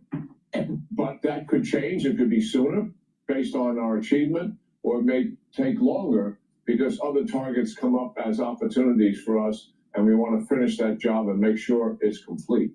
That's the path we're on. Where is Iran in all of this? They got a new leader. And by selecting this leader, Sean, they have told the world that they're not going to make any changes whatsoever. This is a tyrannical, barbaric regime that is committed to its ideology to expand the Islamic Revolution throughout the region and throughout the world. And if they were able to survive this, they will try to recover their nuclear program, rebuild their ballistic missile program, support their proxies, and that's not going to happen. We're going to take all of that capability away from them. What do we see inside the regime? There are some cracks in the leadership in terms of feedback that intel services are getting. There are some morale problems in the security forces. There's huge amount of pressure that they feel. And the truth is, if you're a leader in this organization, you don't know if the fellow standing next to you is one of the informants that's working for the Mossad. Because the exquisite intelligence we get is not just from signals intelligence, our ability to listen, or our ability to see from surveillance and imagery. It comes from informants who give us valuable human intelligence. And so I'm not suggesting this is about the foe, but I am suggesting that there, as a result of 10 days of horror that has been brought to this regime, they are struggling and under pressure for sure. And it's going to get worse for them as the days go on. As the Prime Minister said, as Kevin Corke reported, be ready. The moment is coming. As President Trump said in the beginning, this is a once-in-a-generation. Please go to my store, the-studio-reykjavik.com. I want you to slow down the aging process, get healthy, so you can see a better tomorrow after we kick the shit out of Iran. Please go to my store, the-studio-reykjavik.com, and get the Structural Nano Silver Toothpaste. This Structural Nano Silver Toothpaste has no fluoride. Use this every day. It'll whiten your teeth, freshen your breath, reduce inflammation at the gum line, neutralize. That's really important, especially during the cold season. And by having better oral hygiene, you're helping your cardiovascular health and your valvular health. A lot of people don't realize poor oral hygiene can cause cardiovascular disease. Please go to my store, the-studio-reykjavik.com. Get the Structural Nano Silver Toothpaste. Get a few tubes for your household. It's the best toothpaste that you can get. I also have Structural Nano Silver Gel. You can get the Structural Nano Silver Gel in the tube form or in the quick dispenser. Use them the same way. If you have a cut, an abrasion, or a minor burn, put the gel on the wound. It will help to heal it quicker. You can apply the gel on your skin daily as the skincare, topical skincare. And if you're not feeling well or someone around you is not feeling well, especially during the cold season, all right, put it on your hands, around your mouth, around your eyes, around your ears, around your nose, lightly coat your nostrils. It stays active for 5.5 hours. You can't do that with Perel. Please go to my store and get the dual purpose structural nano silver gel, either in the quick dispenser or in the tube form. Make sure you stock up at home. All right, be prepared, because you never know when you need it. But again, you can use that gel daily for skincare. I have Max 35, Max 14, and Cleanse. Cleanse is 30 parts per million, Max 35 is 35 parts per million, and Max 14 is 14 parts per million. They're at different price points, but you take it the same way, and what it'll do is help to boost up your immune system. Take a teaspoon a day, swish it in your mouth, gargle about 20 seconds, and swallow. What this will do is neutralize and improve your oral cavity and your oral pharynx, help to maintain your mucosal barrier, and help the health of your epithelial cells in your oral pharynx. Super important to help to boost up that innate immune system. Now, if you're not feeling well, or someone around you is not feeling well, take a tablespoon or 2 a day, swish in your mouth, gargle 20 seconds or so, and then swallow it, right? You want to keep that oral cavity and that oral pharynx cleansed and neutralized, and by doing that, you're boosting up your immune system. So please go to my store, get the Max 35, Max 14, or Cleanse. Use discount 5, and you get $5 off any order.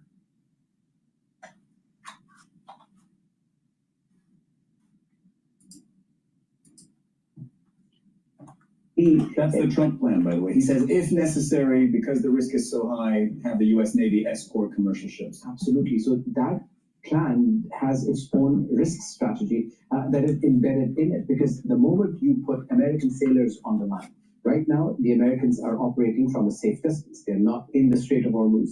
Their ships are miles away from the Iranian coastline.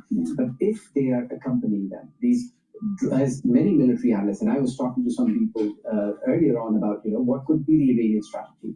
And if the Iranians decide that what they're doing on these oil facilities, they start doing in the seas where there is a multiple drone attack, which is followed by a missile, it could render these defenses absolutely paralyze them. And that is why I think you haven't seen any naval ship. They was very quickly denied by the U.S. Secretary of Energy yesterday that when they said there was a ship that was accompanied, and they said, no, we didn't do it. Yeah, they had and to retract that statement. Exactly, and that is the reason, because this essentially puts American soldiers in the line of fire, which the Trump administration so far has not been able to do. But again, the Iranians want to tell the Americans and the rest of the world they still have the capability to create disruptions. They're not going for domination. They're going to continue to disrupt naval ship supplies. They're going to disrupt air routes. We're going to go to CNN here.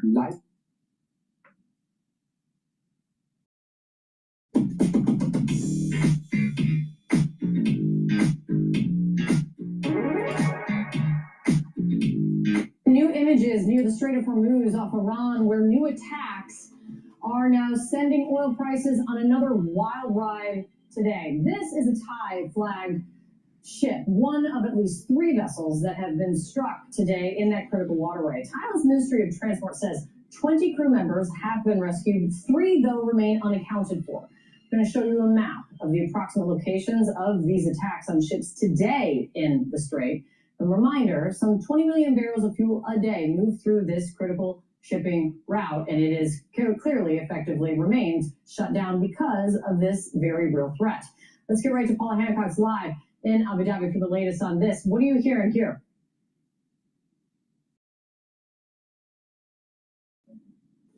Okay, we just heard from the UN, the UK Maritime Agency, and they say that as of now, they believe that about 13 vessels have been impacted since this war started. Now, you mentioned that Thai flagged ship. We have some more information on that as well from authorities. They said that there was an explosion at the stern and then a fire broke out in the engine room. Now, this is believed to be where those 3 missing sailors were on duty at the time. So 20 rescued by the Omani Navy. We know that the captain told the crew to evacuate. They got in lifeboats and were then saved, but 3 still missing at this point. So it is a great concern that Iran appears to be ratcheting up these attacks on vessels in the Strait of Hormuz and in these very critical waters. Now, one of the vessels we understand was a cargo vessel, so we're not just talking about the restrictions of oil getting to where it needs to here. There's a lot more that there are concerns of. Now, a quick look at what else has been happening. Since Iran has said that it's going to have its most intense and heaviest operation, we do appear to be seeing a fairly consistent retaliation across the Gulf nations. Here in the UAE, we have been hearing a number of different waves of interceptions. Dubai Airport, there were 2 drones that hit nearby. We understand that 4 people have been injured there, authorities saying in the vicinity of Dubai Airport that fell. Flights have started to take off again now, though. We also know that in Bahrain, in Kuwait, in Saudi Arabia, they have also seen interceptions and alerts over the past 24 hours. And Iran has also expanded, if you like, its target list. We are hearing from Iranian officials through state media that they say now offices and assets of major American tech companies with operations in the region would be considered a legitimate target. Now, clearly, there are many in this Gulf region. We also had an interesting quote I want to bring to you from the Qatari Foreign Ministry spokesperson saying that from day one they had warned that this could be the potential fallout of any military action in Iran. He said, quote, "This is the biggest I told you so in the history of I told you so's in the world." Clearly, there is frustration and anger among leaders in this region. Okay. Very clearly. Paula Hancock, thank you so much, Paul, for bringing us all of those new headlines. I really appreciate it. The geography is extremely well known and understood, and that's because of that the risks currently being faced are so severe. Take, for example, Maersk Shipping, which has got at least 10 ships that it says stranded in the northern part of the Strait of Hormuz, and many more on the outside that it can't get in or out because obviously the waterway is so difficult. In addition, they are refusing to send now ships up through into the Red Sea because of the possibilities of the Houthis and the risks around Yemen. As a result, something like Maersk is saying the current situation is absolutely uncharted. And the whole reason why, listen to DrPaulCottrell give you some truth here, all right? The whole reason why we're having this problem around the Straits and around, the peninsulas in the Middle East is because we allowed for Islamic terror to take hold. And we had many presidents, including President 45, Trump 1.0, not willing to kick ass.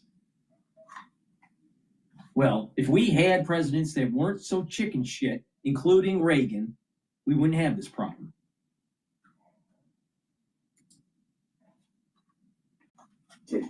Some of the hubs on which global trade does rely on are actually being affected, are being closed by the situation right now. It's true from Jebel Ali, it's true for Abu Dhabi, it's true for a few of those hubs, and this is going to create ripple effect, I think, for a while, as we need to see how this is going to sort itself out.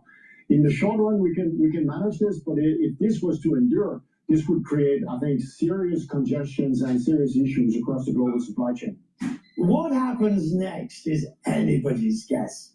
The very idea that this area is being mined by the Iranians, or indeed that the US is going in and starting to attack those various rubber dinghies and ships that's doing the mines, it's simply unheard of and frankly, we don't know how it will develop. The only thing we can say with any degree of certainty is that as long as that waterway remains closed, then the price of oil just keeps rising. Richard West, CNN, London. With us now, CNN national security analyst Beth Sanner, and with us, CNN military analyst, retired Colonel Cedric Leighton. And Beth, I just want to start with the latest news from what we've been seeing inside the Strait of Hormuz. This is one of the cargo vessels that's been hit. This is a new image we're getting in. Yeah. You can see the smoke coming out of that. It is one of 3 vessels hit, 1, 2, 3 over the last 12 hours or so. So what does this tell you? This is like tanker If the wars. Iranians are doing this to ships in this key shipping lane, what does it tell you about what they're capable of and what their plans are? So what we're seeing now, so we started off with this idea yesterday that they were going to start putting mines in. And I think that we have to understand here that mines are part of a system, right? So it's mines, drones, rockets, missiles, right? And so in this very small area, and the only place that you can pass here is really only 2 miles, not 20 miles. And so when you have this much concentration, what the Iranians are telling us is like, we're in, right? This is now, they have made a decision that they are shutting their own access here by laying these mines. They're shutting themselves in, essentially, and it's worth it for them. So they're all in now. One of the things that they've been saying in the papers this morning is the Iranians are showing they have a vote in all of this. And just to give you one more sense of what this is, them shutting down the waterway, you can see ships here on one end of the strait, ships here on one end of the strait. But by and large, this area here, this most narrow area, 20 miles wide, but the shipping lane itself really just 2 miles, that all but empty. Cedric, I want to go to you with one other development overnight. This is inside Iraq, right? Inside Iraq, a key U.S. diplomatic support center was struck overnight. I'll put well, it was right here. You can see it right here. What, again, does that tell you about what the Iranians have in mind and what they're still capable of? Yeah, so John, good morning.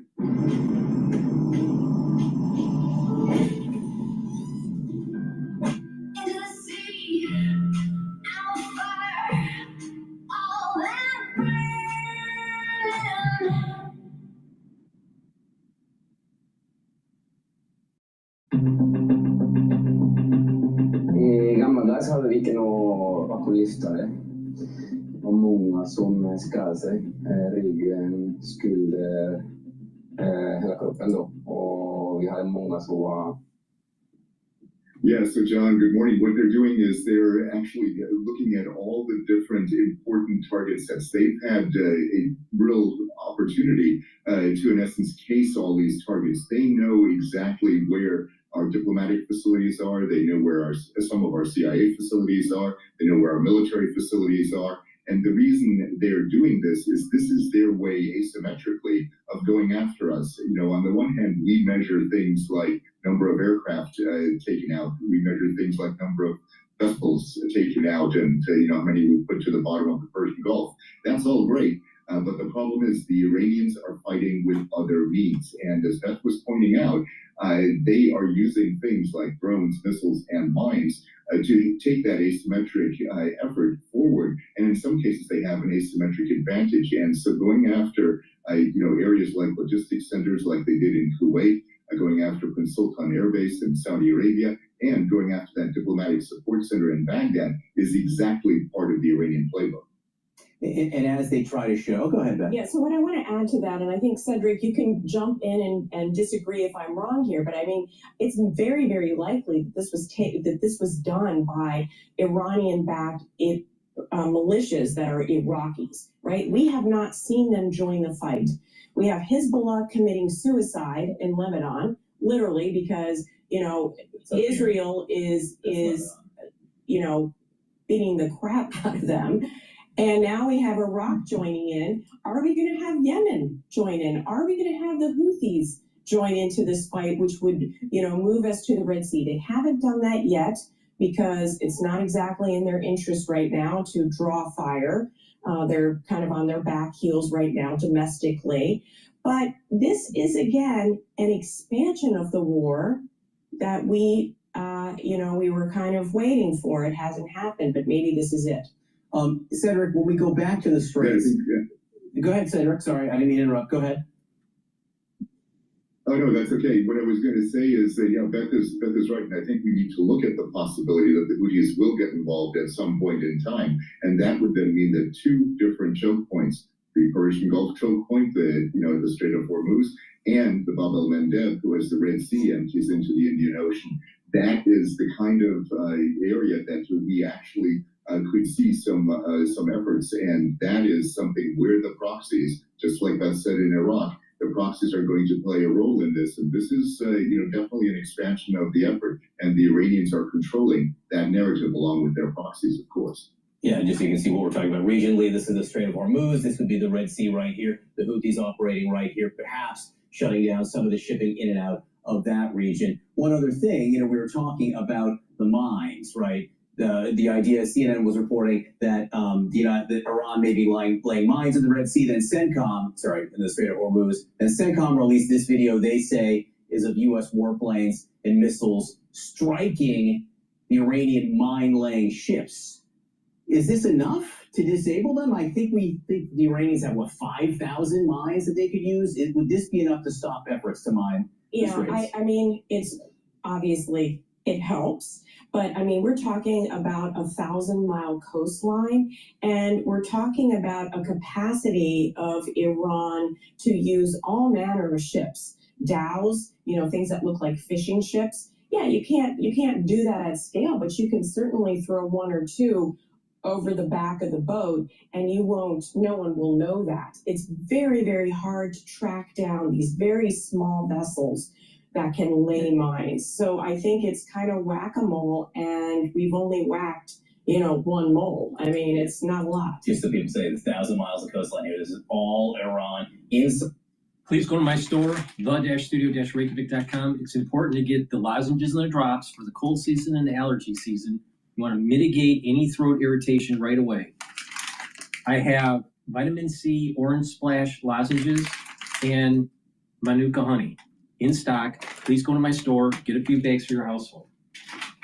I also have the drops in blueberry, in cherry flavor, and also in honey and lemon. So please go to my store, get the drops and the lozenges, stock up for work and at home. Be prepared. Use discount 5 and you get $5 off any order. Go to my store, the-studio-reykjavik.com.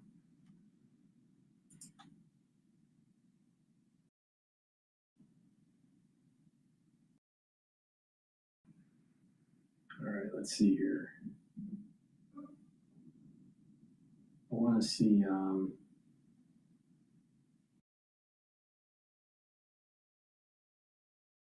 Let's listen into live now. I'm Admiral Brad Cooper here at United States Central Command, where I'm leading the forces executing Operation Epic Fury. First, I want you to know that we continue to keep the families of our fallen heroes and our wounded teammates in our thoughts and prayers. I'd also like to acknowledge and thank the families of the 50,000 American servicemen and women deployed in and around the Middle East. I am grateful for your selfless sacrifice, and I know that Americans across the country hold you in their hearts. Let me start by offering my overall assessment of Operation Epic Fury. In short, U.S. forces continue delivering devastating combat power against the Iranian regime. I've said this before, but it bears repeating. U.S. combat power is building, Iranian combat power is declining. And we remain centered on very clear military objectives in eliminating Iran's ability to project power against Americans and against its neighbors. Every day, we're striking hard at Iranian ballistic missile and drones. To date, we have struck more than 5,500 targets inside Iran, including more than 60 ships using a variety of precision weapon systems. Just yesterday, we had strike waves nearly every hour from different locations and directions going into Iran. We also took out the last of 4 Soleimani-class warships. That's an entire class of Iranian ships now out of the fight. I characterize our strikes as being unpredictable, dynamic, and decisive. Since the first 24 hours of this campaign, Iranian ballistic missile and drone attacks have dropped drastically. But it's worth pointing out that Iranian forces continue to deliberately target innocent civilians in Gulf countries while hiding behind their own people as they launch attacks from highly populated cities in Iran. Of course, Forces executing Operation Epic Fury aren't just defending against Iranian threats. We are methodically dismantling them by hitting Iranian missiles and drones, as we also strike their defense industrial base. Just last night, our bomber force hit a large ballistic missile manufacturing facility, as an example. So it's not just about what's shooting at us today, it's also about eliminating the threat in the future. Now, let me show you a few of the results from the tremendous efforts by America's joint force. Here, you see an Iranian Jamran-class warship, a large patrol ship, a drone smuggling vessel, and 4 other surface combatants docked at Chabahar port in the Gulf of Oman the day before we launched Operation Epic Fury. Here's the same pier 4 days later, all ships taken out of action. This Bayandar-class surface ship was hit and rolled on its side. Here's another example. Here you see 2 Iranian surface combatants docked at an Iranian naval base near the Strait of Hormuz, just hours into the campaign. And here's what they look like 3 days later, engulfed in flames after we struck them with a precision weapon. For years, the Iranian regime has threatened commercial shipping and U.S. forces in international waters. Our mission is to end their ability to project power and harass shipping in the Strait of Hormuz. From the air, we've achieved a concentration of air power with back-to-back waves of advanced fighters creating constant pressure on the enemy every single day. Our dominance is not a solo effort, it's a testament to the strength of our ironclad alliances. We continue to coordinate closely and effectively with Israel in this very large operation, and we are also coordinating and serving side by side with all of our partners in the Middle East. We're on a path to eliminating Iran's ability to threaten Americans and our friends, and we're achieving this through a combination of lethality, precision, and rapid innovation. Let me highlight a few examples, at least the ones that aren't classified, of how we are achieving lethal effects in entirely new ways. First, our warfighters are leveraging a variety of advanced AI tools. These systems help us sift through vast amounts of data in seconds, so our leaders can cut through the noise and make smarter decisions faster than the enemy can react. Humans will always make final decisions on what to shoot and what not to shoot, and when to shoot, but advanced AI tools can turn processes that used to take hours and sometimes even days into seconds.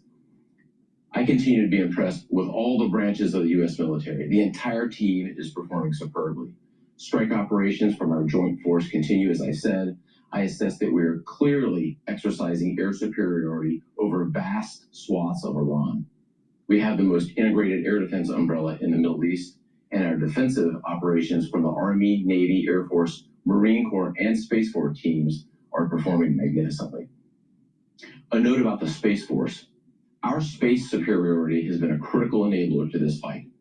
Unseen by the world, the Space Force is doing 2 things. First, they're degrading Iranian capability, and second, they're helping to protect American forces, and I'll have to leave it right there. All told, despite this incredible progress, make no mistake, we remain highly vigilant. And I just could not be prouder of our Operation Epic Fury team, and I know the American people share that same pride. To all our warriors out there, please keep up the great work, and Godspeed. Thanks so much.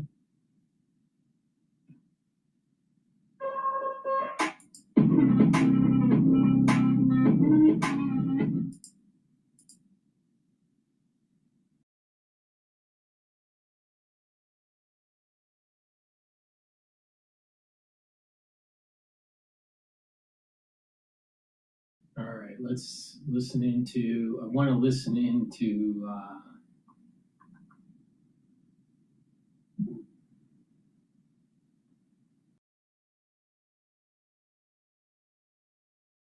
let's see here, let's see live, let's see France 24, what they have to say.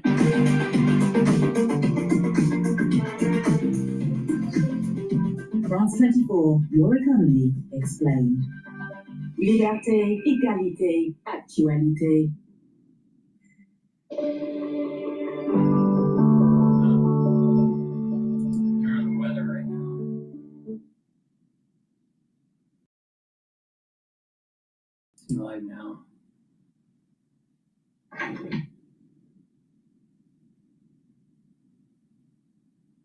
Oh. All right, looks like we caught the tail end into the afternoon. A lot of discussion there about the shutdown as well as the latest on the conflict with Iran. What I want to do, we missed Senator John Thune speaking a little bit earlier. That was maybe 30 minutes ago. Natural gas is trading at 3.15, so it's been going up. And oil is now past the 87 handle for the, or it's at 87.10 right now. So energy is up. Gush is trading at 35.38.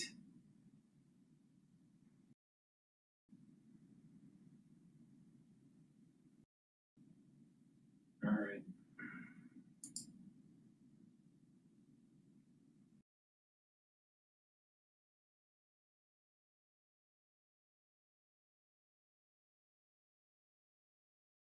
Let's listen into this live now.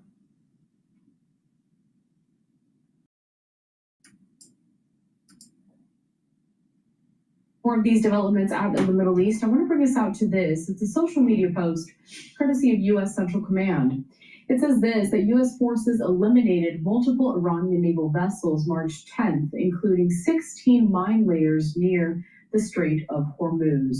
Joining us next to talk more about these developments is Fox News' Rebecca Castor. She is live for us there down in Capitol Hill. Now, Rebecca, what is the Trump administration saying about these attacks against Iranian naval vessels? Carl, good morning. Well, that post from U.S. Central Command is just one of many signs that the next phase of this war is going to be fought at sea. The Strait of Hormuz is what everybody is watching. It's a critical waterway where about 20% of the world's oil supply flows daily. And the Iranians have threatened to target any ship that attempts to pass. And they claimed they laid mines in the water to blow them up. President Trump says the U.S. has no reports that they actually did that, but he warned on social media if the mines were placed, they need to be removed immediately, or military consequences to Iran will be at a level never seen. I was just showing here, Rebecca, some of that video that was released by CENTCOM, but I do also want to talk about another cargo ship that was hit apparently in the Strait of Hormuz this morning. So what do we know about that situation? Yeah, according to maritime officials in the United Kingdom, a cargo ship was hit by a projectile early this morning while crossing the strait. It caused a fire on board, and we know the crew had to evacuate. This is the 13th report those UK officials have gotten of an attack in the strait or near the Strait of Hormuz since Operation Epic Fury began. Iran hasn't yet claimed responsibility for a lot of those attacks, but this is exactly what ship captains are afraid of right now and why hundreds of vessels are basically at a standstill in the region. They don't want to take the risk. So if this attack was done by Iran, they're clearly not listening to the president's threats, and this could further escalate tensions. And then finally here, Rebecca, I see that you are joining us there again from our nation's capital in the U.S. Just yesterday, lawmakers got yet another classified briefing on these strikes in the Middle East and Operation Epic Fury. So what have lawmakers learned, and what can we know in the public? Well, they are sharing very little of the classified information, of course, and Democrats say they still don't have the answers they need to believe that this war is in Americans' best interest. Senator Richard Blumenthal from Connecticut says he's become increasingly concerned that U.S. ground troops will be sent into Iran. And then Massachusetts Senator Elizabeth Warren told us that she thinks the U.S. is basically spending too much money and has other priorities that, you know, these millions of dollars that we're spending on this war could go to instead. Democrats are also demanding Trump officials hold public hearings on the mission so Americans can have all of the facts. We'll see if that comes about. Right, Rebecca Castor with Fox News joining us from Washington, D.C. Rebecca, thank you so much for that update. We'll check in soon. We are going to continue to follow any and all new developments and details regarding the situation in the Middle East. And I want to bring us out to some more social media posts here. This next one, courtesy of the Associated Press, saying that breaking, a projectile hit a cargo ship in the Strait of Hormuz, setting the vessel ablaze after the United States targeted Iranian mine-laying vessels that could target the narrow mouth of the Persian Gulf. Now, this is just one of the points that Rebecca spoke about in that latest reporting. And again, lawmakers will be on Capitol Hill throughout the day today. So we'll see what more comments they have to say on this situation in the Middle East, and if they possibly get another update from the Trump administration. Please go to my store, the-studio-reykjavik.com, and get the collagen. This is a very effective way to improve your skin, your hair, your nails, your musculature, your bone density, even your joint health. It's a month's supply. Take it every day. Now, you can take it separately, or you can stack it with some of the other products that I have here. Collagen is something that you would take daily. Take it underneath your tongue and drink filtered water. But this will help to remodel your joints. Very effective with just aging joints or joints where you have damaged during a sport or injured the joint during a sport. But taking collagen will help to remodel the joint by recruiting and using type 2 collagen and ACAN. ACAN helps with the cushioning of the joint, and collagen 2, type 2, helps with the remodeling of the cartilage. Collagen also helps to block the erosion of the joint by blocking two types of enzymes, MMP3 and MMP13, and blocking the pain by blocking EP4. Also, collagen helps to utilize glucosamine to remodel the cartilage and allows the usage of chondroitin to help with the cushioning of the joint. This is very effective to help to remodel and reduce that pain and that inflammation. Super important. Now, what I recommend is that you take the collagen and you slowly work the joint through some stretches. Not if you have an injury or you have arthritis in that joint, you want to do some stretches related to that joint, and you want to do a little bit of resistance training, light resistance training. Take the collagen and then slowly rebuild that joint, all right, and improve the musculature and stretching out those tendons and ligaments, right? So let's say you have an elbow,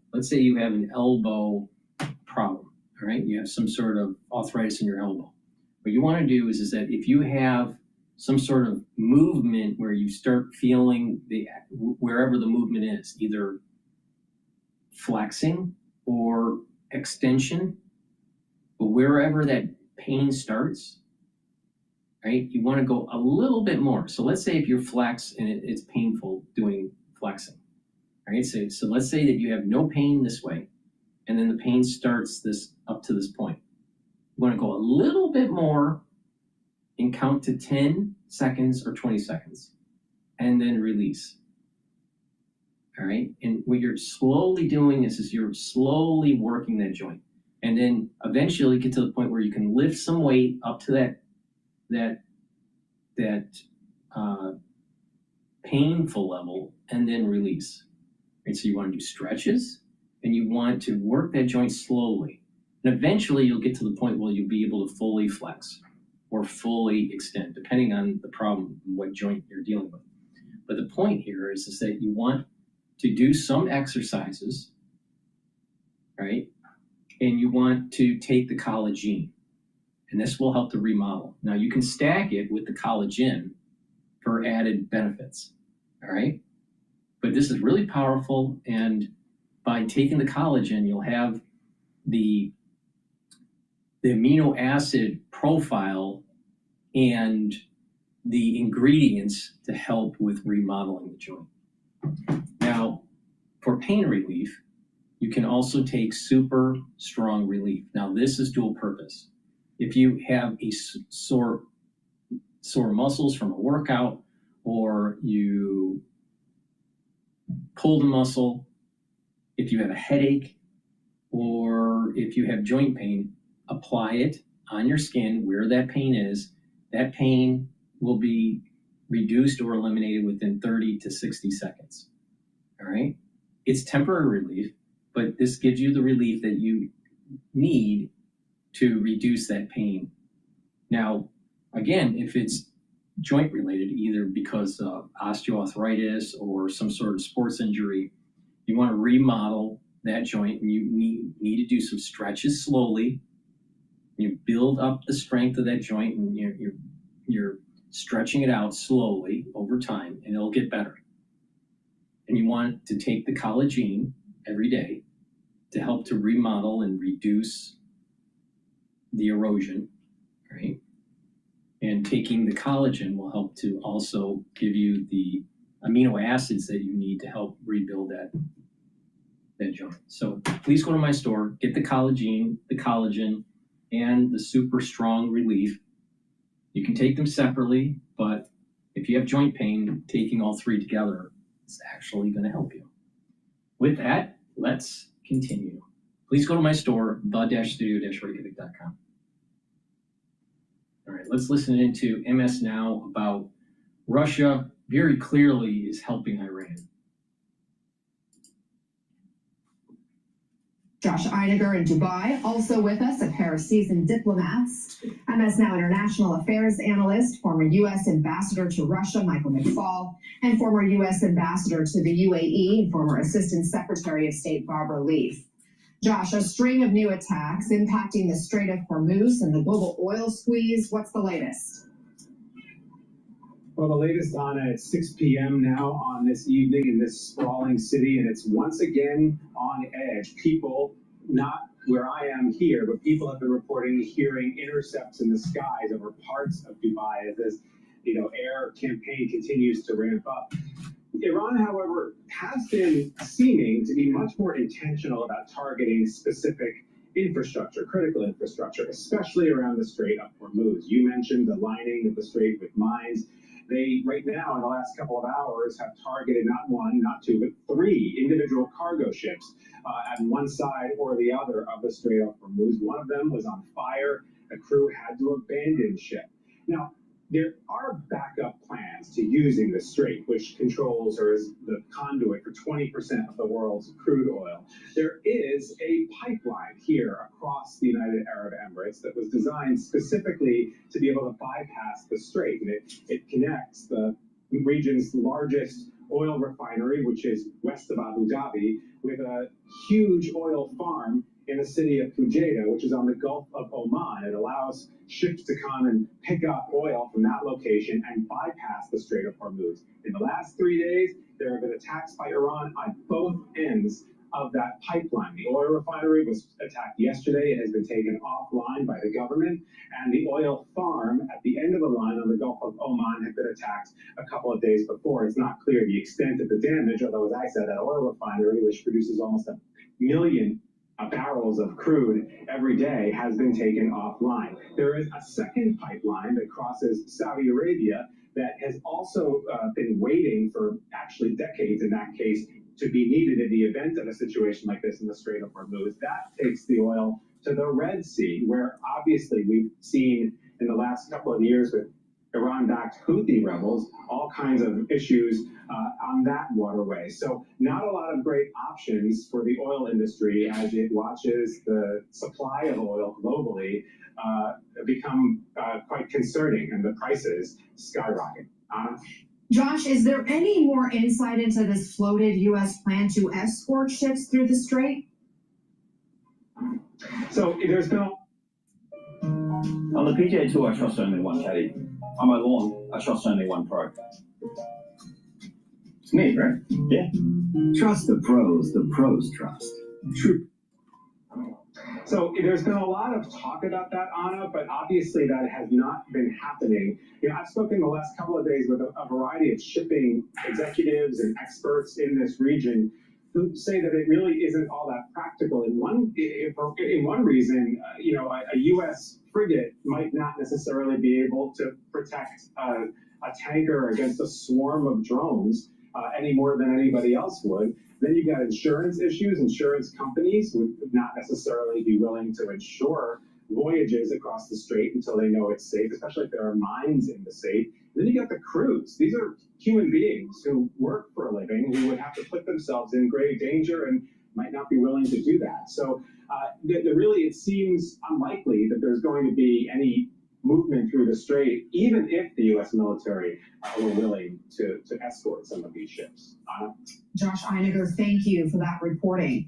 Now, Ambassador Leaf, Iran has lashed out at its neighbors, is now apparently trying to lay mines in the Strait of Hormuz. The New York Times reports that the Trump administration has been caught off guard by the scale of the retaliation, reporting some military advisors did warn before the war that Iran could launch an aggressive campaign in response and would view the U.S.-Israeli attack as a threat to its existence. But other advisors remain confident that killing Iran's senior leadership would lead to more pragmatic leaders taking over who might bring an end to the war. What's your view? Was Tehran's response predictable, or did the White House underestimate what they'd be facing? I think unfortunately, tragically, it's a mix of both. Look, everything that Iran has done to date has been predictable. They've talked about it for years, but especially on the back end of the June 12-day war, they began to prepare for exactly this sort of round two of the conflict that they saw, very unfinished with Israel and indeed with the U.S. So taking hostage, in a sense, the Gulf and through it, the international economy was entirely predictable, and it's very difficult to defend against. Ambassador McFaul, President Trump spoke to Vladimir Putin on Monday after reporting by MS Now and others that Russia's providing intel to help Iran in this battle. Trump envoy Steve Witkoff was on that call, and here's what he said after. I can tell you that yesterday on the call with the president, the Russians said that they have not been sharing. That's what they said. So, you know, we can take them at their word, but they did say that. And yesterday morning, independently, Jared and I had a call with Ushakov, who reiterated the same. We can take them at their word. Do you buy that? Of course not. Vladimir Putin's been lying his entire career. The idea that anybody in the U.S. government would take his word, or Mr. Ushakov, the person he identified, the Putin's foreign policy advisor, somebody I used to deal with on a daily basis when I worked in Moscow, at their word, it's insane. Doesn't he have intelligence? I assume Mr. Witkoff has the same briefings that the rest of the U.S. government has that leak the intelligence about the Russian support for Iran, and that he didn't comment on that. But third, why is he on TV talking about this? What U.S. interest is advanced by the clip that you just played? What I see is a government that doesn't know what it's doing, has not figured out what the purpose of this war is, changes it every day, and is playing defense now on something where Russia very clearly is helping our enemy in this war, yet they're afraid to tell the truth about that because they seem quite confused about the entire purpose of this military operation, this war. A string of headlines is declaring Russia as the big winner of this war so far. Given everything we're seeing with the oil markets and in the Strait of Hormuz, how do you see it? So I think it's mixed. On the one hand, we see yet again, like in Syria, like in Venezuela, that Russia does not come to the aid of its allies and partners like Iran. So that, in that sense, I think is good news for us. Number two, whatever the political decision was to go to war, the execution of the plan by our armed forces has been extraordinary. That's a signal both to Moscow and Beijing about our capabilities. But in the short term, yes, oil prices have skyrocketed. That means Putin has more money to fight his war in Ukraine. And Russian oil doesn't go through the Strait of Hormuz that you've been talking about. They have other ways to do it. Therefore, in the short term, they benefited. But in the long term, they also benefit from the narrative around the world.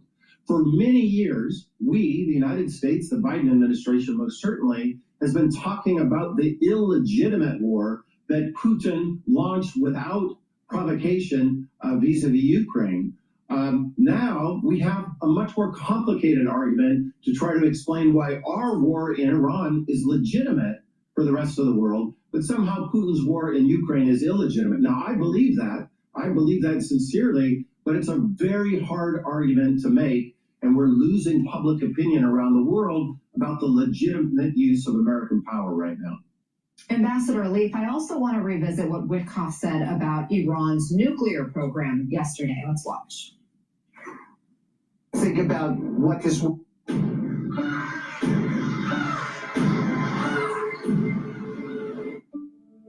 Something's different. I'm changing.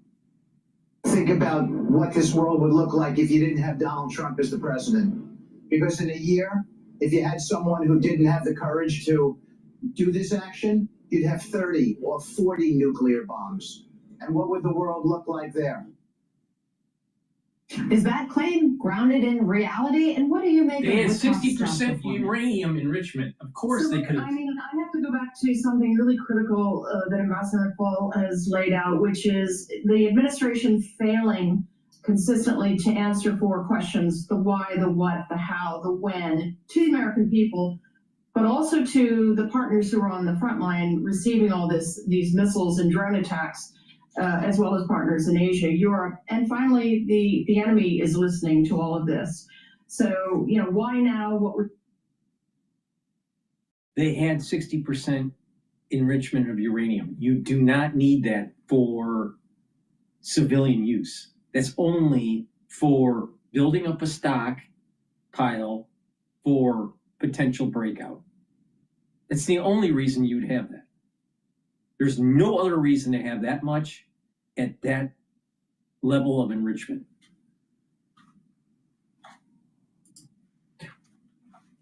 rich uranium buried somewhere in Iran, and we are highly unlikely to get at those quantities of nearly weapons-grade uranium through military strikes. So I really, what's missing here at the front end was a sustained and serious diplomatic negotiating effort. And I have to say, I don't think the administration was serious at all on that front.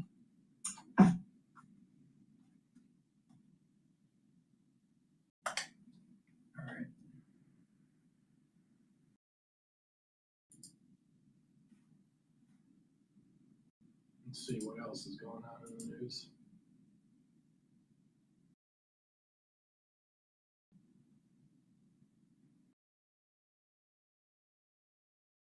All right, this is DW. Are the United States and Israel about to send ground troops into Iran? After days of intense airstrikes, there's growing talk about what happens next. Could it be boots on the ground? It's a question President Trump answered like this. I don't even want to talk about it now, man. I don't think it's an appropriate question. You know, I'm not going to answer it. Could there be? Possibly, for very good reason. I mean, have to be very good reason. And I would say if we ever did that, they would be so decimated that they wouldn't be able to fight at the ground level. So what options are being considered and how likely are they? We should look at the characteristics of the country. Iran is a very vast and large country.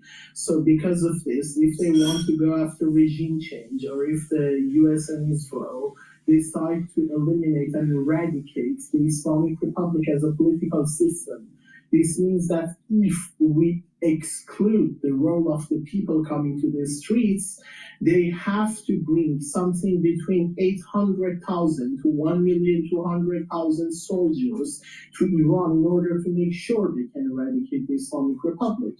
That's a number that I don't think is coming anytime soon, or that's something that I believe is not possible. What is possible instead is a limited operation on ground by special forces. That's Shahin Madaris. He's a Middle East analyst, born in Tehran and director of the Iran team at the International Team for the Study of Security. He believes there are two potential scenarios for the involvement of special forces on the ground. One of them is to retrieve over 400 kilograms of 60% purified uranium that the Islamic Republic still possess. And the other one is the probable elimination of the new supreme leader, the son of the past supreme leader, Mujtaba Khamenei. In both cases, we might be witnessing an airborne operation to pave the way for the special forces to enter. Madaris warns that elements of Iran's military are likely to take cover among civilian infrastructure, and any US or Israeli airstrikes on those sites could come at a high cost to civilians. Well, what they can do is actually quite sophisticated, because from the intelligence and the intel we have been receiving, it is now clear that some of the politicians and some of the responsibles of the Islamic Republic are now hiding out inside the hospitals in different cities. This is something that cannot be dealt with drones and bombs or missiles, because the number of civilian casualties will be quite high. These are the instances and the cases that usage of the special forces can be justified. But even if it's just a limited force of elite troops on the ground, whether American, Israeli, or both, the stakes are still extremely high.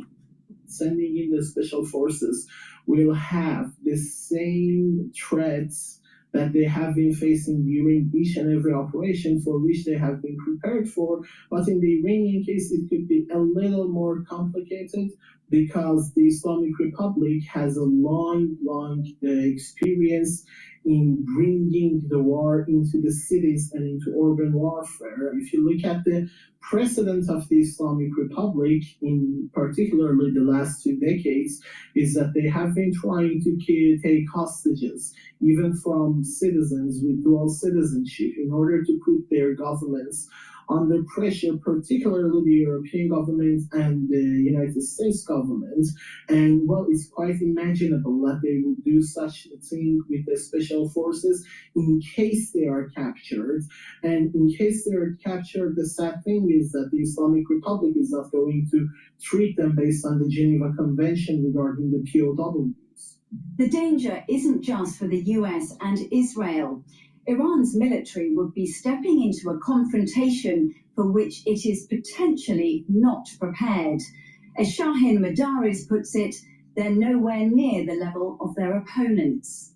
Well, regarding the ground troops, the equation completely changes, because then we're talking about quantity over quality, because the Islamic Republic's ground troops might be high in number, but the lack of training and the lack of them being armed with new and recent technological weapons makes them quite vulnerable and makes them weak. This is going on why they have the number, but the American and probably the Israeli special forces or the airborne troops will be less, but they will be more enhanced and more efficient dealing with these troops. At this point, we also need to talk about the Kurds.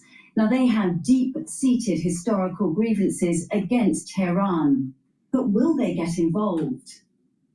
Well, so far what we know is that President Trump made a statement saying that he appreciates and it is great if the Kurds decide to intervene if they want. And 2 days after that, he made another statement saying that the entrance of the Kurds in this equation can complicate things. They are ready to go in, but I have asked them not to. And this is what President Trump has said so far. On the other hand, the Turkish Minister of Foreign Affairs, Hakan Fidan, said that Secretary of State Marco Rubio already assured him that the Kurds are not going in, because this is also quite an important matter for Turkey.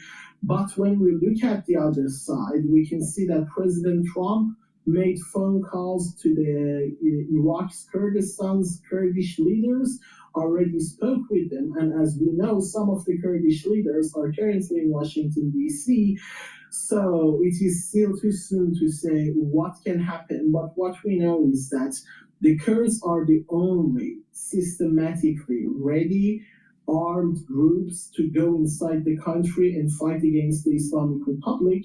And it is also quite important not to fall to the propaganda of the Islamic Republic, calling them separatists trying to annex a part of Iran.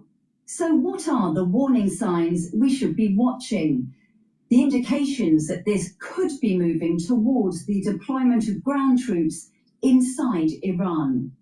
Choosing Mojtaba Khamenei as the next supreme leader of Iran means that the Islamic Republic is not still letting go of the political will to revive the nuclear program, the ballistic missile program, and the proxy groups within the Middle East region. So this means that the attacks will continue against the Islamic Republic, and they will try to eliminate the new supreme leader as well. It's quite important to observe and hermeneutically analyze the first speech that this new supreme leader is going to make to understand what are going to be the core targets and the core lines that they are going to follow regarding the future policies of the Islamic Republic.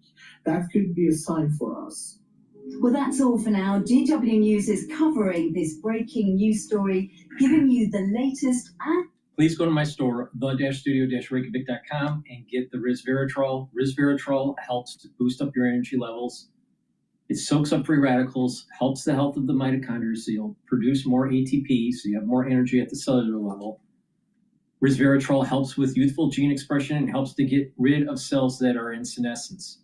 This is really important to slow down the aging process and to improve your skin.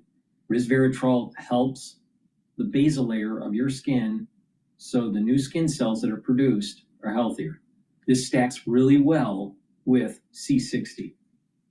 Also, get zeolite. Zeolite will help to detoxify your body. It helps to detoxify heavy metals, toxins, and chemicals.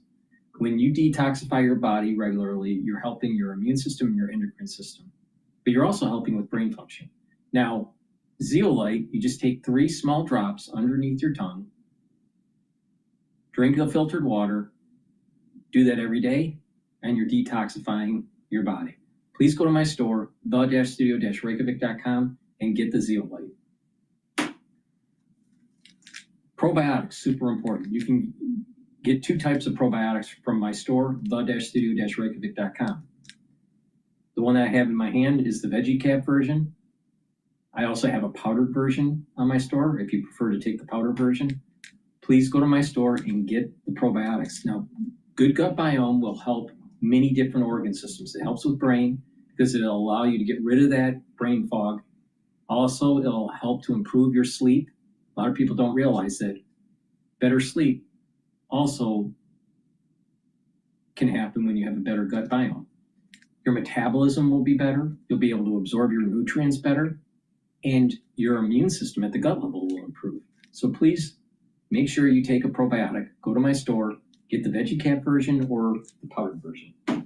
Digestive enzyme complex helps to reduce the load on your pancreas. This will help to break up carbohydrates, proteins, and lipids, so you're processing your food properly and absorbing your nutrients.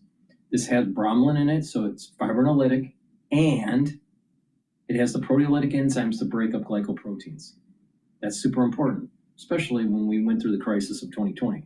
So take my advice, reduce the load on your pancreas, break up those carbohydrates, proteins, and lipids by taking the digestive enzyme complex. This is super important to take every day if you're 40 years of age or older. If you're an athlete, younger or older, you'll also benefit by taking digestive enzyme complex to help to break up your pre or post-workout fuel source. And lastly, vitamin D3. Vitamin D3 helps to absorb calcium, and it will help when you do resistance training to build bone density. Vitamin D3 is a gene expression cofactor to help cells work properly. Vitamin D3 also helps cardiovascular health.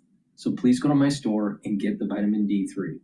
Vitamin D3, if a cell is infected, it will help for that cell to go into apoptosis. So that's also important, especially during the cold season.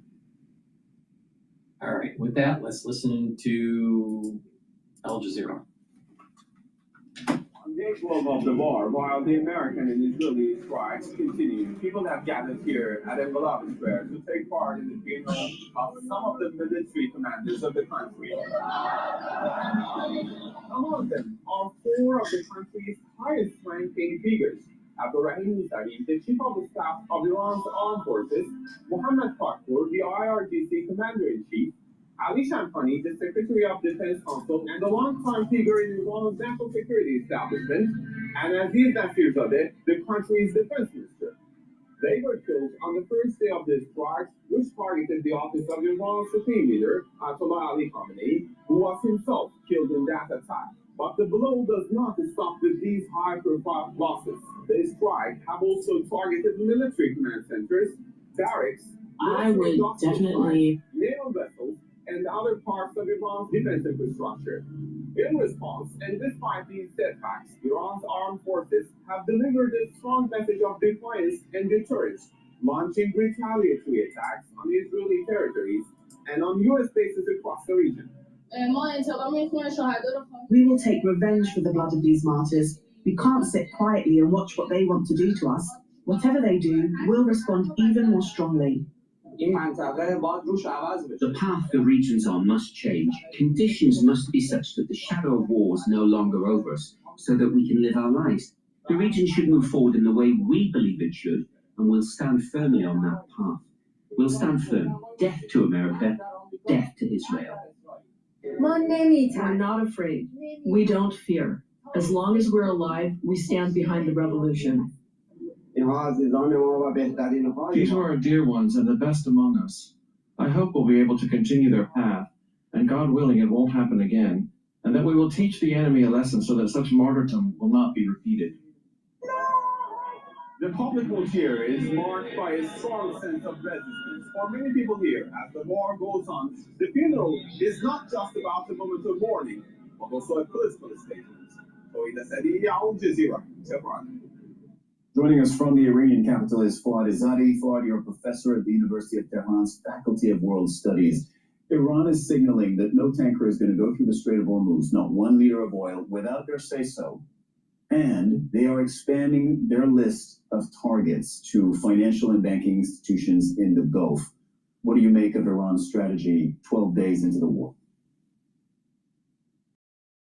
You're correct.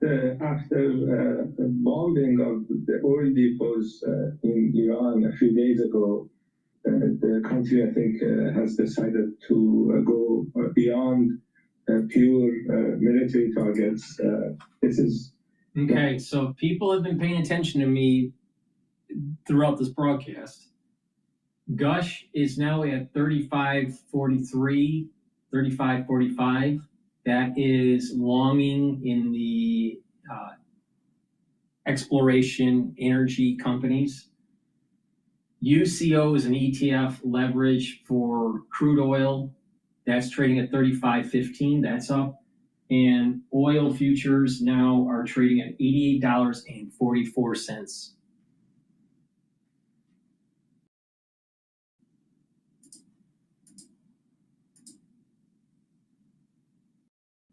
That the target in these attacks were not military locations. They were residential buildings and areas, food distribution facilities, airport, ports, energy installation, and critical civilian infrastructure. Moreover, we emphasize on the repercussion of disturbing trade and maritime routes on regional and international economy affecting everyone.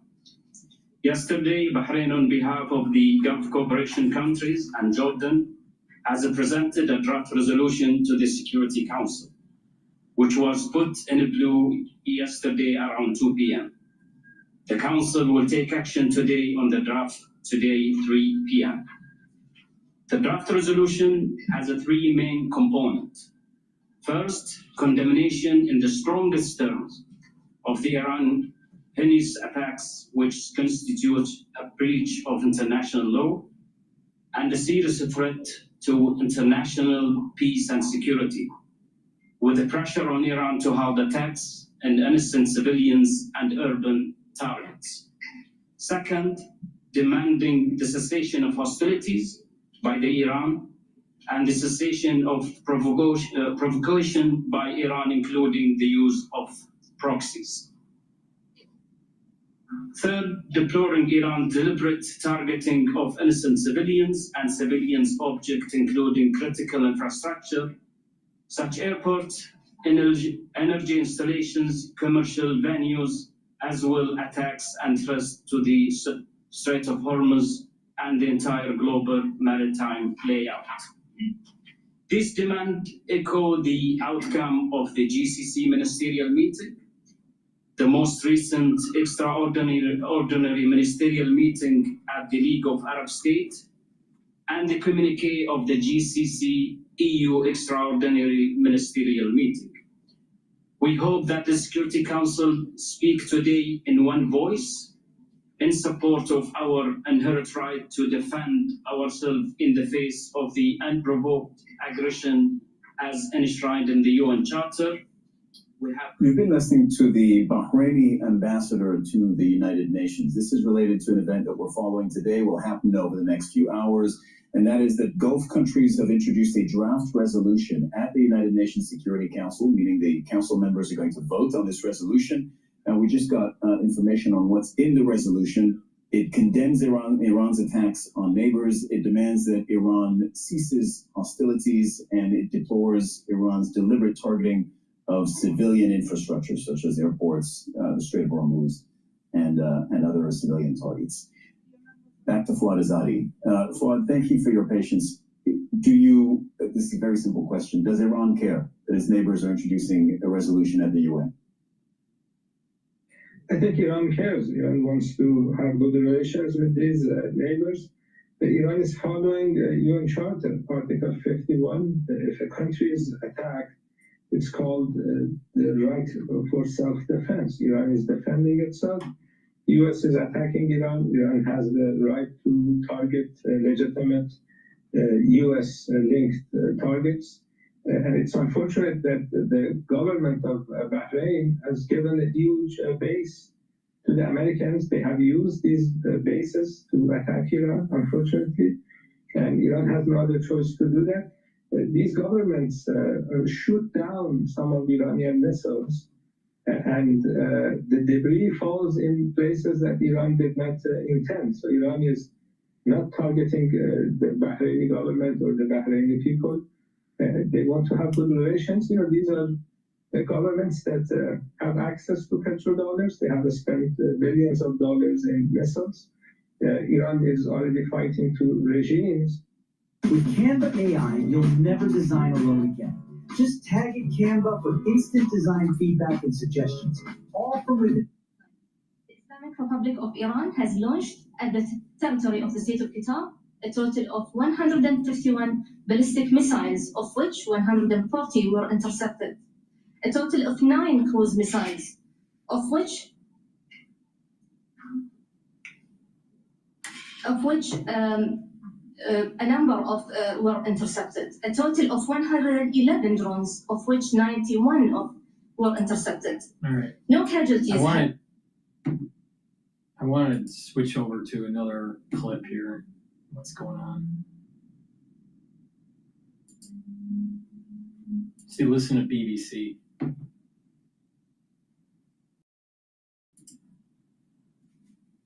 Arabia, Brazil, and Azerbaijan, to give you some examples. And also with ministers from major energy importers and trading hubs, such as India and Singapore. We have convened 2 extraordinary meetings of IEA member governments on the situation. And I thank all the IEA members for the strong sense of urgency and solidarity that they have brought to the station. I was also invited by France's G7 presidency to brief and discuss meetings of G7 finance and also energy ministers this week on the energy market station. I would like to thank President Emmanuel Macron of France in this regard. Dear colleagues, as a result of the discussions among IEA members, I can now announce that IEA countries have unanimously decided to launch the largest ever release of emergency oil stocks in our agency's history. IEA countries will be making 400 million barrels of oil available. I repeat, 400 million barrels of oil available to the market to offset the supply lost through the effective closure of the Strait. This is a major action aiming to alleviate the immediate impacts of the disruption in markets. But, to be clear, the most important thing for a return to stable flows of oil and gas is the resumption of transit through the Strait of Hormuz. Dear colleagues, in this context, IEA will continue to actively monitor the situation in markets and to make further recommendations to our member countries if needed. As I mentioned in the beginning of my remarks, the IEA was founded over 50 years ago with the core mission of upholding energy security. This is what we are doing today for oil markets and what we have been and will continue to do across the entire energy sector. Thank you.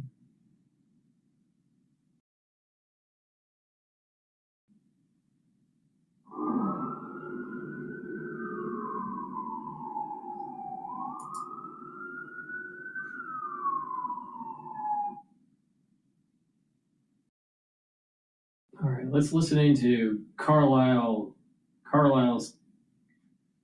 take on oil and gas hoarding. Peter Piper persistently missed packages, so he scheduled his deliveries with Amazon Business. Peter Piper and positively prospered. Amazon Business, your partner for smart business buying. Noise. There's a lot of it these days, especially when it comes to technology. And with so much... You believe that even if there's a ceasefire, tomorrow, right now, the next 5 minutes, the world's changed. The politics of the crude. What's changed? For one, you've disrupted global supply chains. This is not just a disruption of it's gas, it's fertilizers, it's metals, it's petrochemicals, the list goes on and on. And then you've disrupted supply chains in countries all over the world. The ships are in the wrong places. The insurances are being canceled. You've taken the pressure out of the fields that you've shut in places like Saudi Arabia or Iraq or even in the UAE. The list goes on and on. The damage is going to take months to unwind. But I want to bring it to the immediate. There is no policy response that can stop this ascent in crude. None. And yes, you hit this 400 million barrel headline. Flow rate is what matters. You know, the maximum sustainable flow rate is 2 million barrels per day. So 400, that'll take them 200 days to get that out. And you put that in the context of a disruption of, let's net it out of this, it's got to be somewhere around 18 million barrels per day right now. You're just a minuscule in terms of offsetting it. So again, there's not many options here. What would you call this then? A PR campaign? In terms of doing this, it's all they have. They're going to do whatever they can. But I think the key issue here, keep the hoarding down. Because we know what happened in the 1970s when you got the hoarding. It created an increase of demand of somewhere around 2 million barrels per day. In the size of this market, try 3 million barrels per day, on top of the disruption of somewhere around 18. That word comes up in your research repeatedly, hoarding. Yeah. China has been rewarded for doing just that absolutely. Over the last 12 months. Do you think others will follow now? They already are. Whether places like Japan and Korea, they're hoarding anything they can get their hands on at this point. And it even happens down to people driving. Keep your tank filled up. By the way, that's meaningful in terms of demand pull. Most people drive and they take it down to about a quarter fill and then refill it. Now they're going to be going into the gas station, filling it back up every time it gets to a half or even 3/4. So what kind of premium you're talking about longer term? We were just speaking with Steve Off of Federated Hermes earlier, saying that if oil prices go above $90 for a prolonged period of time, that will cause real damage to the underlying economy. Is that a base case for you? By the way, the one thing, and we're going through a regime change. This is not a trade. This is a regime change. We're moving from that world that was defined from 2014 to 2024, is the new economy boom, driven by Mag 7 is a technology boom, asset light. Similar to what we saw the dot-com boom. What came after the dot-com boom? Remember, it was the exact same thing. You had a geopolitical event, switched you in 2001, and then actually directly connected to the 9/11 was China's admission to WTO. By the way, they were connected. George Bush Jr. needed to use force in the Middle East. He needed a vote in the UN Security Council. He traded admission of China into the WTO to get that vote. Boom, you're off to the races. You were in an asset-heavy boom that lasted for over a decade of 2014. Then we went into the current light asset one. And look, we're again in one of these huge geopolitical events. And I think the big thing to watch is when Xi and President Trump meet at the end of this month, and that's going to be where the negotiation happens. You could argue that 2020 was the real jumpstart to the reindustrialization of the world, because people realized, oh, wait a second, the physical world actually takes time, unlike sending things digitally. I just wonder how much still needs to be priced in to the physical world. And we've just been shown the risk in the oil markets, but more broadly, how much are we underpricing some of what I don't think we know what can happen here. And what's going to happen, we're going to reprice everything. It started, and by the way, metals since 2020 are just a straight line going up. Everybody looks at the last couple of months, but it's just, here's a point I like to say is that you looked at the returns of companies in 2000 when we were at $20 oil. They were like 20 or 30%. By the time we were around 2005 or 6, you're at 60, 3 times on the oil price. What do you think the returns were? They were going down because the overall cost structure of the industry was rising. So we ask about how high it can go. Metals are going up, their cost of capital is going up, the currencies weaken, your labor goes up, all of this begins to happen. You reprice. I don't want to speculate. I like to say, get long, buckle your seatbelt, hang on for the ride, and we're going to reprice this thing. Where it reprices, I got in trouble back in the 2000s with, I'm not going to repeat the numbers again, but I think the key point here, what do you want to own? Own the hard assets, own the halos, own anything that, and I love that term. The term we called it in the 2000s was the revenge of the old economy, because it was coming off the back of the dot-com boom. This time around, I love that term, halo. Heavy asset, low obsolescence. Own those assets and hang on. And I want to own metal, I want to own gold, I want to own oil. And by the way, again, this is a huge disruption. It's just not isolated to oil. What do you make, though, about central banks right now, some of the dwindling reserves and some of their appetite to buy gold? I think what you're going to see is even more demand for gold out of this, because ultimately you're really going to be question how is the financial situation in the U.S. I'm going to go talk about what is really different about this time versus any other time in the last 50 years in oil. Anytime the oil price would spike, pre-22, before the U.S. and Europe froze central bank assets on Russia, anytime oil prices would spike, you would have capital rotate into the U.S., the recycling, that was the petrodollars. That would act like QE buffer, it's called a shock absorber to the rest of the economy. That goes into gold now. So ever since 2022, commodity prices spike, these emerging markets get money. What do they buy? They buy gold. They buy anything but dollar-denominated assets because they don't want to get sanctions imposed on them like what happened to the Russians. And as a result, you don't have that money coming back. One other point you got to keep in mind is now transfer payments are bigger. The U.S. debt is bigger. The interest payments are bigger. So when oil prices go up, headline inflation goes up, that gets much bigger. In fact, we estimate if you go to 120 and stay there, you're going to crowd out $150 billion of private credit because you're going to have to basically issue that in public credit. Jeff, do you think the world is more vulnerable now than we were in 1973? But the U.S. right now is a net exporter. Oh, it's a net exporter at the income cash flow level, meaning they produce as much as they consume, roughly. And I think you get an excess of around $80 billion on a $30 trillion economy. But let's say, put it this way, I call it the paradox of energy dominance. Let's go to the wealth level. Let's look at the equity market. Energy, 3% of the market. 3. How big are the things that are short?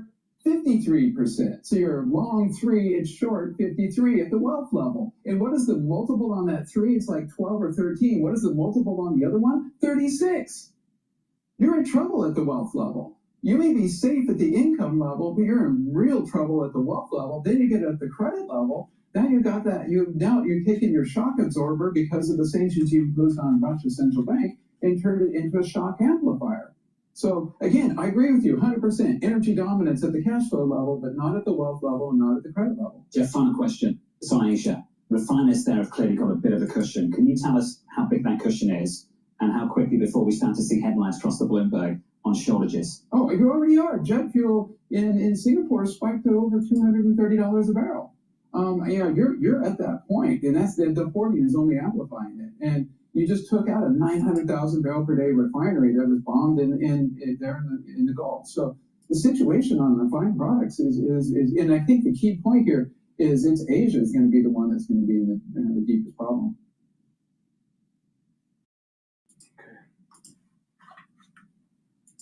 Going to be where the negotiation happens. You could argue that Please go to my store, the-studio-reykjavik.com, and get the heirloom barley. This will help to detoxify your body, bring down inflammation, and soak up free radicals. When you do this regularly, you're slowing down the aging process, you're helping with brain function, helping with your cardiovascular health, and also your immune system.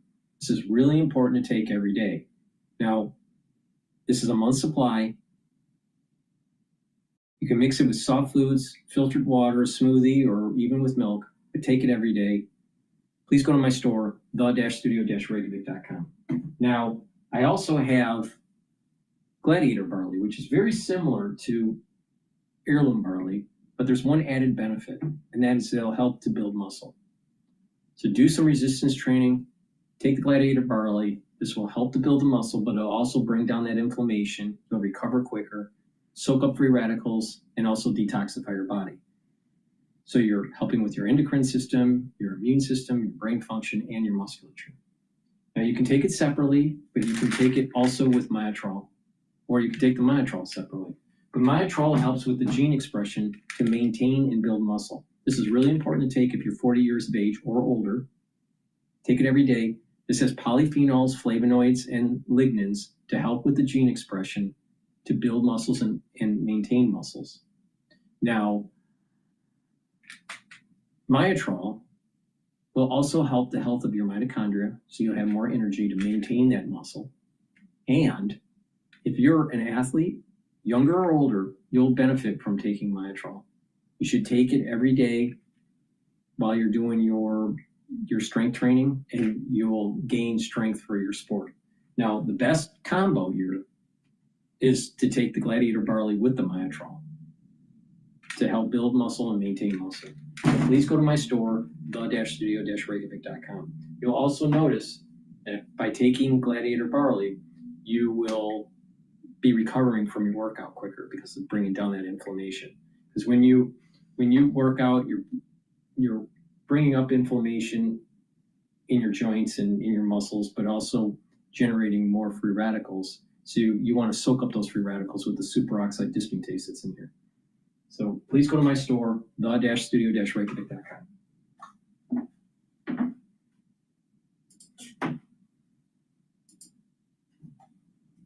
Still standing. Lina Sinjab in Beirut, thank you so much. Well, we're joined by Brighteon Channel, who is from the BBC Persian service, which is used by 24 million people around the world, but predominantly in Iran. We're hearing that Iran's Revolutionary Guard Corps has been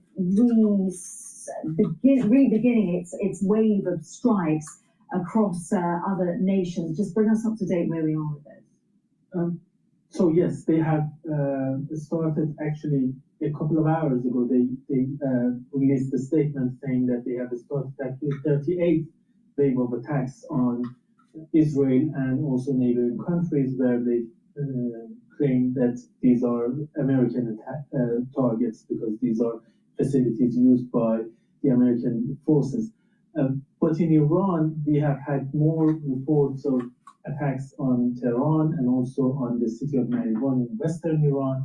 And a hospital has closed in the southern city of Bushehr on the Persian Gulf. Bushehr is the same city that hosts Iran's only nuclear power plant, and also Rosatom, which is the Russian company that is involved in nuclear power generation, has said that it has taken out 150 members of staff from the Bushehr power plant and taken them out to Russia. So that is what is happening in terms of war. And from what we are hearing from people in Iran is that since yesterday, when the chief of Iranian police kind of threatened everyone that if they share any pictures or videos with the likes of BBC Persian or even post them on social media, they will be targeted and prosecuted and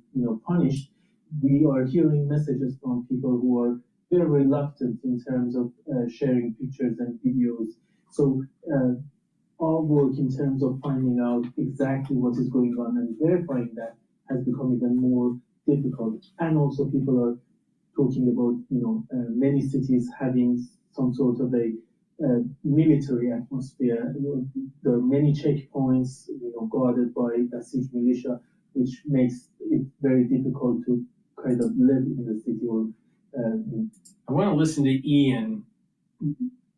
Since the beginning of this war, Donald Trump has sent conflicting messages about what the U.S. aims to achieve and how long the fighting could go on. After a few days, Trump was already boasting the U.S. was ahead of schedule in achieving its military aims, suggesting the war would be wrapped up within 4 to 5 weeks. He has also been saying the U.S. could expand its operations, though he's insistent that will not lead to another lengthy conflict in the Middle East. We took a little excursion because we felt we had to do that to get rid of some evil. And I think you'll see it's going to be a short-term excursion. How good is our military, right? Amazing. How good? Short-term. Short-term. For more on this, let's bring in Ian Bremmer. He's a political scientist and founder and president of the political risk consultancy Eurasia Group. Welcome, Ian. Tell us, how do you interpret the latest mixed messages from U.S. President Donald Trump and his administration? On the one hand, Trump suggests that the war is almost over, and he also says that the U.S. is going to go further. What do you make of that? He's looking for an off-ramp, and it's challenging. He's put himself in a bit of a box, both in terms of Israel, which is very interested in this war going a lot farther than I think the Americans have appetite for. Also, in terms of creating stability in the Gulf, which is a lot harder than Trump would like it to be. And of course, there are market implications and energy implications for that. And then finally, getting to yes with whatever the Iranian regime is going to be. And that's a very different place from what Trump was saying just a few days ago, from the demands that he had coming from Iran. Trump insists that the U.S. military campaign in Iran has been a tremendous success. How do you see it? Well, I see that whatever Trump does, he's going to paint it that way. I'm not surprised. No one should be surprised. There have been successful aspects of the strikes. The Iranian Navy is basically destroyed. Their ballistic missile capabilities are mostly destroyed. And if you want to decapitate the leadership, you have decapitated a fair amount of the leadership. That all matters. But they still have nuclear capabilities and stockpiles of enriched uranium. They've got a lot of drones, and they have the capacity to make a lot more drones, and they're very cheap. And they can be ramped up quickly, as we've seen from the Ukrainians, even under wartime conditions, some 4 million a year that they're producing. So Iran can do that. And then further, Trump has said that he was going to rescue the Iranian people. Right now, if the war were over tomorrow, the Iranian people are in worse condition than if Trump had never launched a war. So that ain't happening. And he said that he has to have a say over the next leader of Iran. Well, that doesn't appear to be happening either. So for Trump to say he's winning or to announce that he's won really requires changing his own goals for the war, which he's very capable of doing, but it's not clear that everyone's going to allow him to get away with that. Is it clear to you what objectives the Trump administration has in this war? Sure. Well, originally, sure. They wanted Venezuela redux. I mean, they sat down in negotiations with the Iranians, and they had lots of demands that the Iranian government was unprepared to accept. So this was a combination of last year's 12-day war, which is take out a number of the military capabilities that the Iranians refused to negotiate away, and at the same time remove significant parts of the leadership that you find intransigent. And then once you've done both of those, you're in a better negotiating position with leaders that come in that, of course, are willing to negotiate with you because they've just seen what you're capable of doing. In other words, bigger than Venezuela, but the same basic playbook. And by the way, Trump has been wildly successful with that playbook in Venezuela. There's only one problem, and that's that it turns out that Iran is not Venezuela. From the beginning of this war, people have been looking to figure out what Trump's objectives are and whether there's any consistency there. It does not appear to be a lot of consistency. If we don't know what the real mission is in Iran, how will we know when it's been accomplished, and how will Trump know and Netanyahu know that it's time to end the war? Well, I just told you what.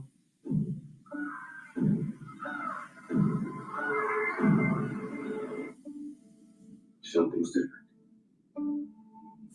I'm changing. I don't know if I like who I'm becoming.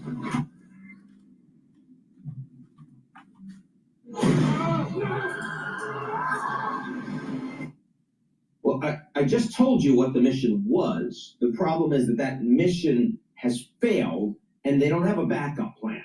So now Trump is flailing around for a backup plan. Netanyahu knows what the mission is. It's destroy this regime, destroy their capabilities to project power around the region, both directly and through proxies. He's been doing a lot of that over the last couple of years, by the way. Now, for Netanyahu, if that means a civil war, not such a big problem. For Netanyahu, if that means lots and lots of Iranians get killed, his population generally supports that. As long as the regime goes away, they're very supportive of the war. The problem is the United States is not.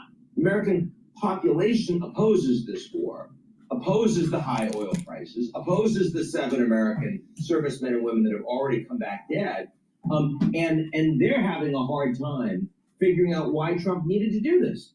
Because the entire war is on Trump, right? I mean, this is not one you get to blame Biden on. You don't get to blame the Israelis. You don't get to blame the Europeans or the Gulf states.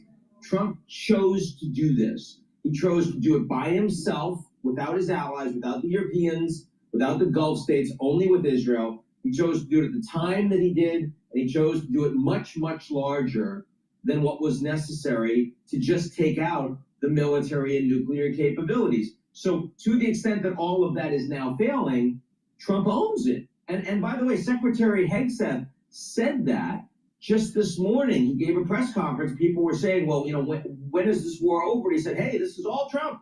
Like, he's the decider. He's the one that will decide. He has this hand on the throttle. He'll decide, just as he decided the mission, he'll decide when it's over. So it is completely Trump's war.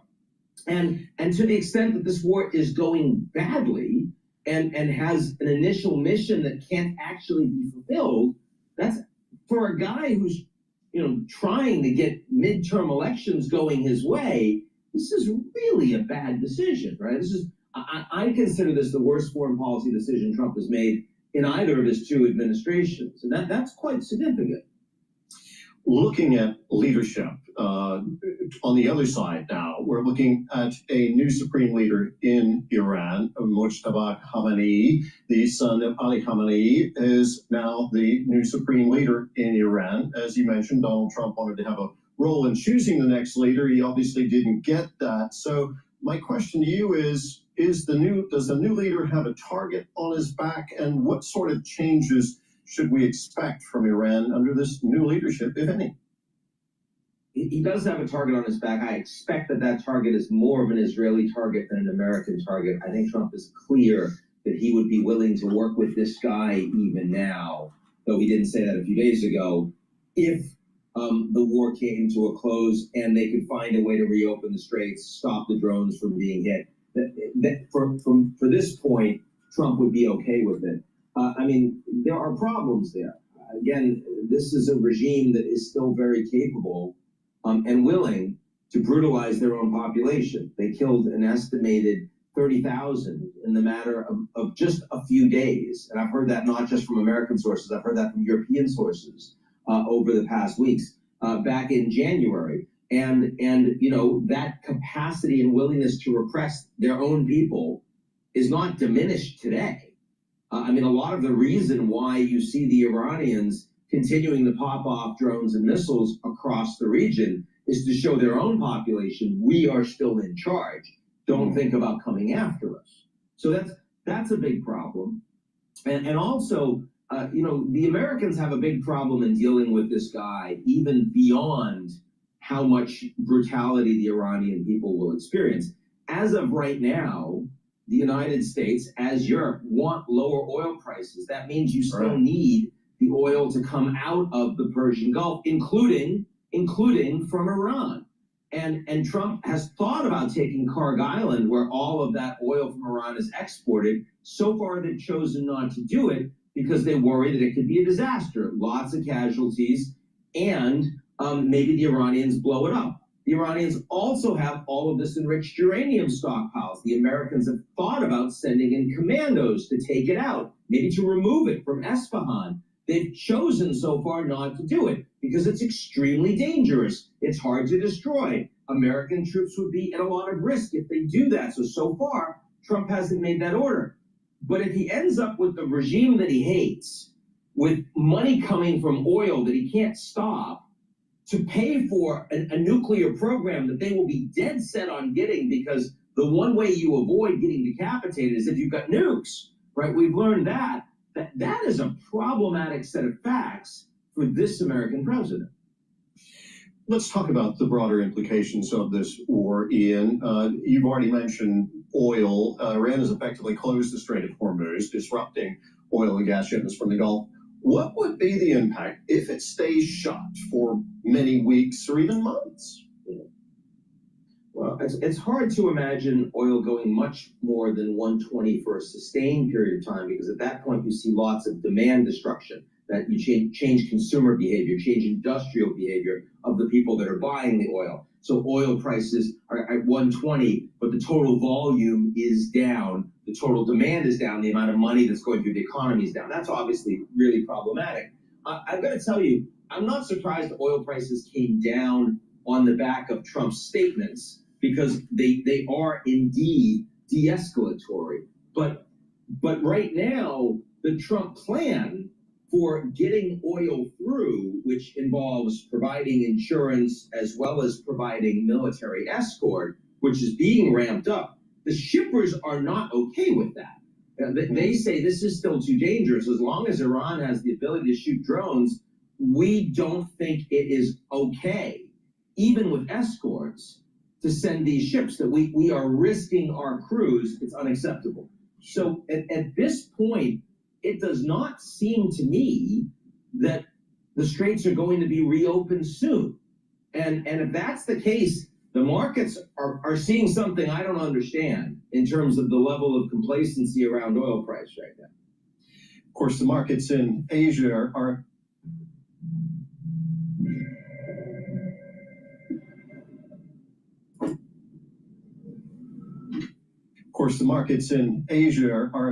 have been hit harder, particularly in South Korea. We're seeing like 8% drops there, but we'll see where that goes from day to day.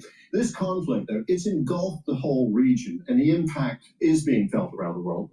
Looking at this bigger picture, what are some of the more far-reaching implications of this war that maybe aren't getting talked about as much as they should? Because you're really good at connecting the dots of things happening in the world. Help us out here understand what it could mean in the in more far-reaching terms? Well, I mean, the most obvious one is that the Russians are beneficiaries. The oil price is up. The Indians have had their sanctions suspended so they can buy more Russian crude. A lot of the weapons that were going into the Ukrainian fight that the Americans were selling to the Europeans are now going to be needed for Iran and the Gulf, all of which makes life easier for Putin and more challenging for Zelensky in that ongoing fight. Very important to your viewers. Beyond that, the Gulf states are very angry. They're particularly angry at Israel, but they're angry at the Americans too for why it is that they were put in this position, why it is that they're vulnerable. Long-term, the potential that the Abraham Accords will be under strain, and that the willingness of some of these governments to maintain stable relations, functional diplomatic relations, economic relations, technology relations with the Israelis, given everything going on, that's a concern. And then, of course, you have the fact that anti-Semitism has already been way up in terms of attacks around the world.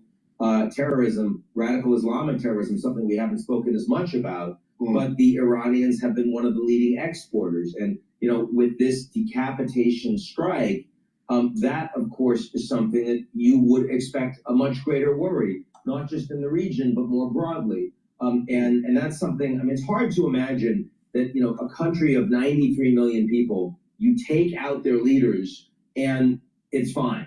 And Trump announces the war is over and the war is actually over. That is hard to imagine. A country that already was teetering on lack of any economic capacity to take care of its people, with a massive water crisis, with electricity crisis, with extremely poor infrastructure. Now that's all getting blown up. You know, what's the possibility that Iran as a country starts to fall apart? And there are massive refugee flows as a consequence of that, humanitarian crises, weapons flows that suddenly are all over the place, to, you know, because people sell whatever it is they have. Those are longer term concerns that I think are going to be clear consequences of this war for, again, well beyond when the fighting in Iran stops.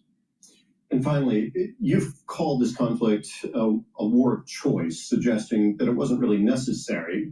What kind of message does that send to the rest of the world? Could it serve as a precedent for other countries looking to eliminate a perceived threat from a rival or conquer new territory?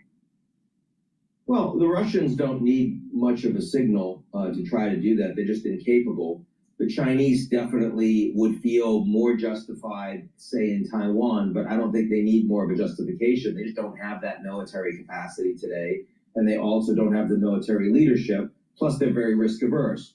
But certainly Venezuela sent that message to lots of folks. The big message is that the most powerful country in the world, the most powerful military in the world, is acting unilaterally. And they're doing so not only without concern for international law, and it wouldn't be the first time that happened, but also without coordination with any of their core allies. And that's something that certainly unnerves the Europeans, the Canadians, the Japanese, the South Koreans, Australians, countries all over the world. This had been the most powerful alliance, NATO and the US-led group of military alliances more broadly. And those alliances, frankly, are facing very significant disruption from this US policy set. Ian, thank you very much for your insights. That was Ian Bremmer from the Eurasia Group. All right, we're going to compare it with what Victor has to say. Now, Ian, from my take, was a little bit judgmental, a little bit harsh, a little bit too critical on Trump's policy. But he's a never-Trumper, right? Please go to my store, the-studio-reykjavik.com, and get the Boomer Boost. This has 68 nutrients. It has a very comprehensive compound profile shown on the screen here. This will target multiple systems. This will help with brain function. It'll help with cardiovascular health, rev up your metabolism, slow down the aging process, increase your energy levels. Now, take a scoop of this each day, mix it with soft foods like hummus, yogurt, applesauce. This will also help control your A1C levels. In addition, by doing some calorie restriction in taking this, because you'll have a steady burn of energy throughout the day, you can lose weight if you want to lose weight. This will also help with musculature. So many benefits from taking this. You will notice the benefits of this within 72 hours when you start taking this. You'll have a steady burn of energy. You'll be sleeping better. You'll be getting rid of brain fog. You'll be able to think faster, have better memory. And overall, when you're taking this every day, you'll start noticing that your body is aging slower. You'll have more longevity. And this stacks really well with C60. So please go to my store, the-studio-reykjavik.com, and get the Boomer Boost. All right, let's listen to Victor Davis Hansen. I haven't seen this video, but I suspect that he'll be a little bit more aligned with Trump compared to Ian.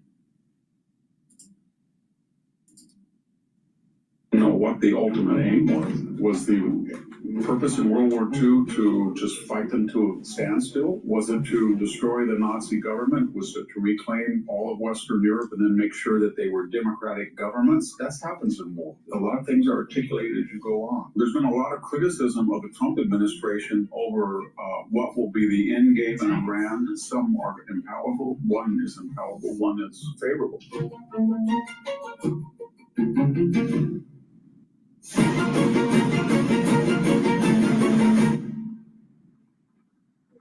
Hello, this is Victor Davis Hansen for the Daily Signal. There's been a lot of criticism of the Trump administration over what will be the end game in Iran, and I'll get that in a second, but they've also said, what is your agenda? And they criticize Trump, for example, citing that he wants to demilitarize Iran so it doesn't have ballistic missiles or drones and the capability to attack its neighbors, or that it wanted to ensure that it did not have a nuclear weapon, which the Iranians themselves brag that they have the ability to make 11 right now, should they wish, or had we not bombed. There's also an agenda, his critics say, well, he wants to overthrow the government or at least help the protesters. Well, he wants to do all three. They're not mutually incompatible. When we went to World War II, we really didn't know what the ultimate aim was.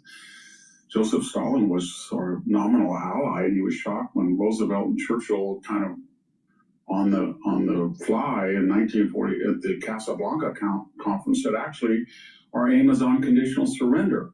Nobody thought it was at the time.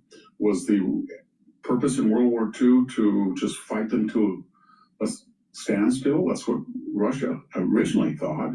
Was it to destroy the Nazi government? Was it to reclaim all of Western Europe and then make sure that they were democratic governments? Is that what we said? Or we didn't say we were going to do that in the Eastern Europe. We thought we were, but there were a lot of aims in World War II, both in the Pacific and the European. That happens in war. A lot of things are articulated as you go on. As far as the outcome, I think there's three possible outcomes, and there is sort of a deadline that is self-imposed. We're only 8 months from the November midterms, and it will be adjudicated on the economy, and Trump is not talking about the economy because he has his hands full with Venezuela and the Iran war. People have talked about Cuba. At some point, very quickly, he's going to have to pivot and start talking about the economy and the good things that he will argue that he has done.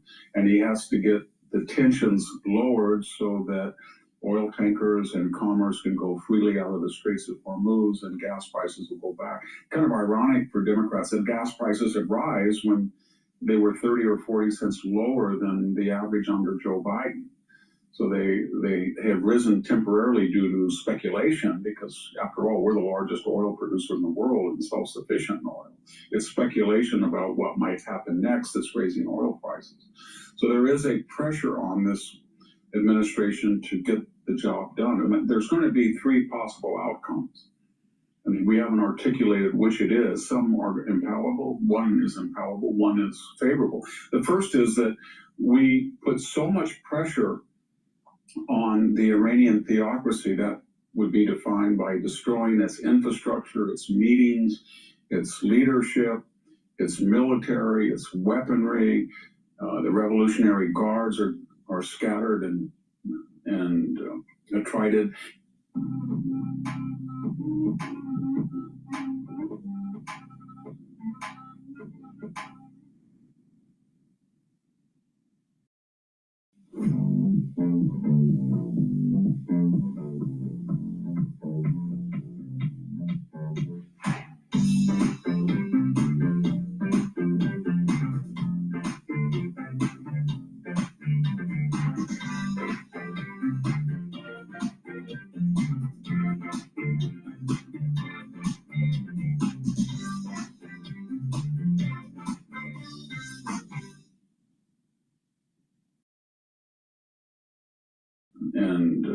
tried it.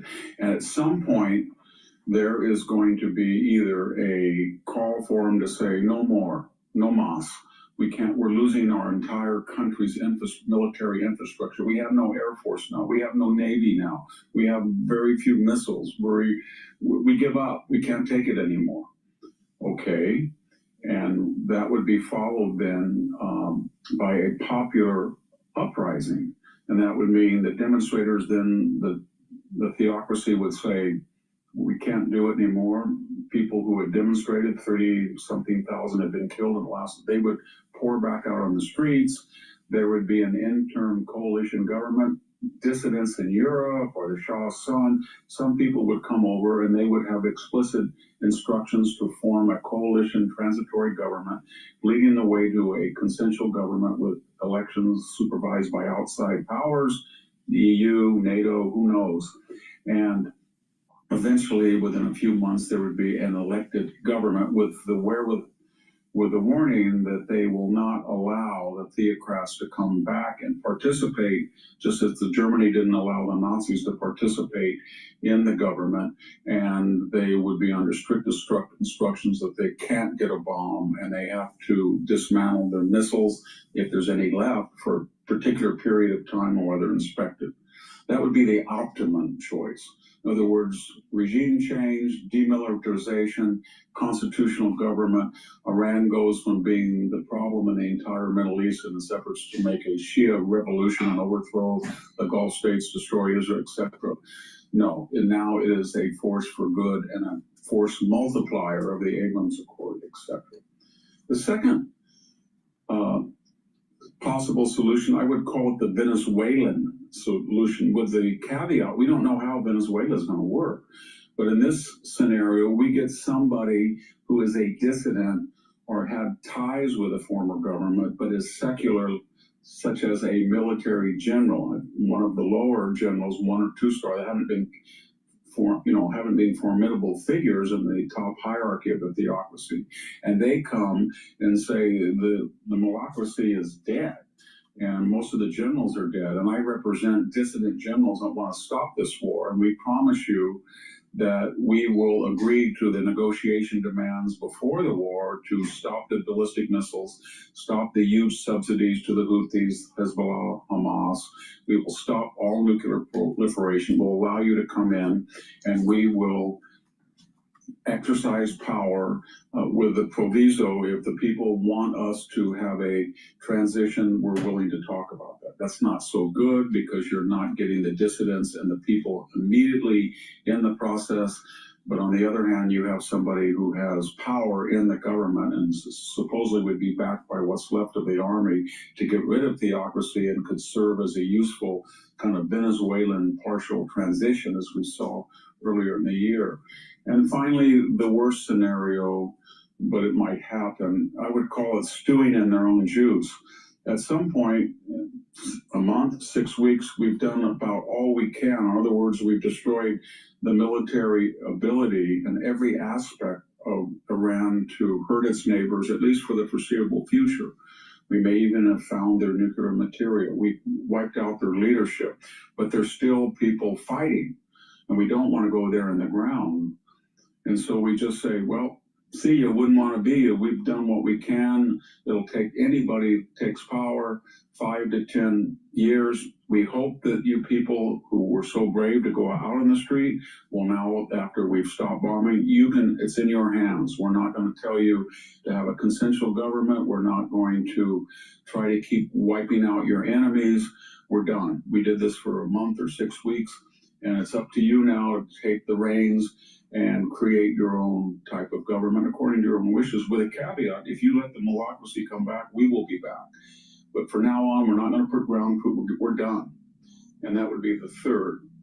Obviously, the best thing in the world would be to have the Ayatollahs completely out of the picture, completely impotent, the army disbanded, or at least not in service to the theocracy, a transitional figure coming in who would agree to a constitutional government with elections, and dissidents would flock back, and That would be a wonderful thing to see a consensual government around. The second best would be a Venezuelan solution. A strong man keeps order, but does not allow nuclear proliferation or aggression against its neighbors for the time being. The third was, we've done enough. We've defanged the tiger, and we don't really know what's going to happen, but from time to time we'll check in. But in the meantime, we hope you distance.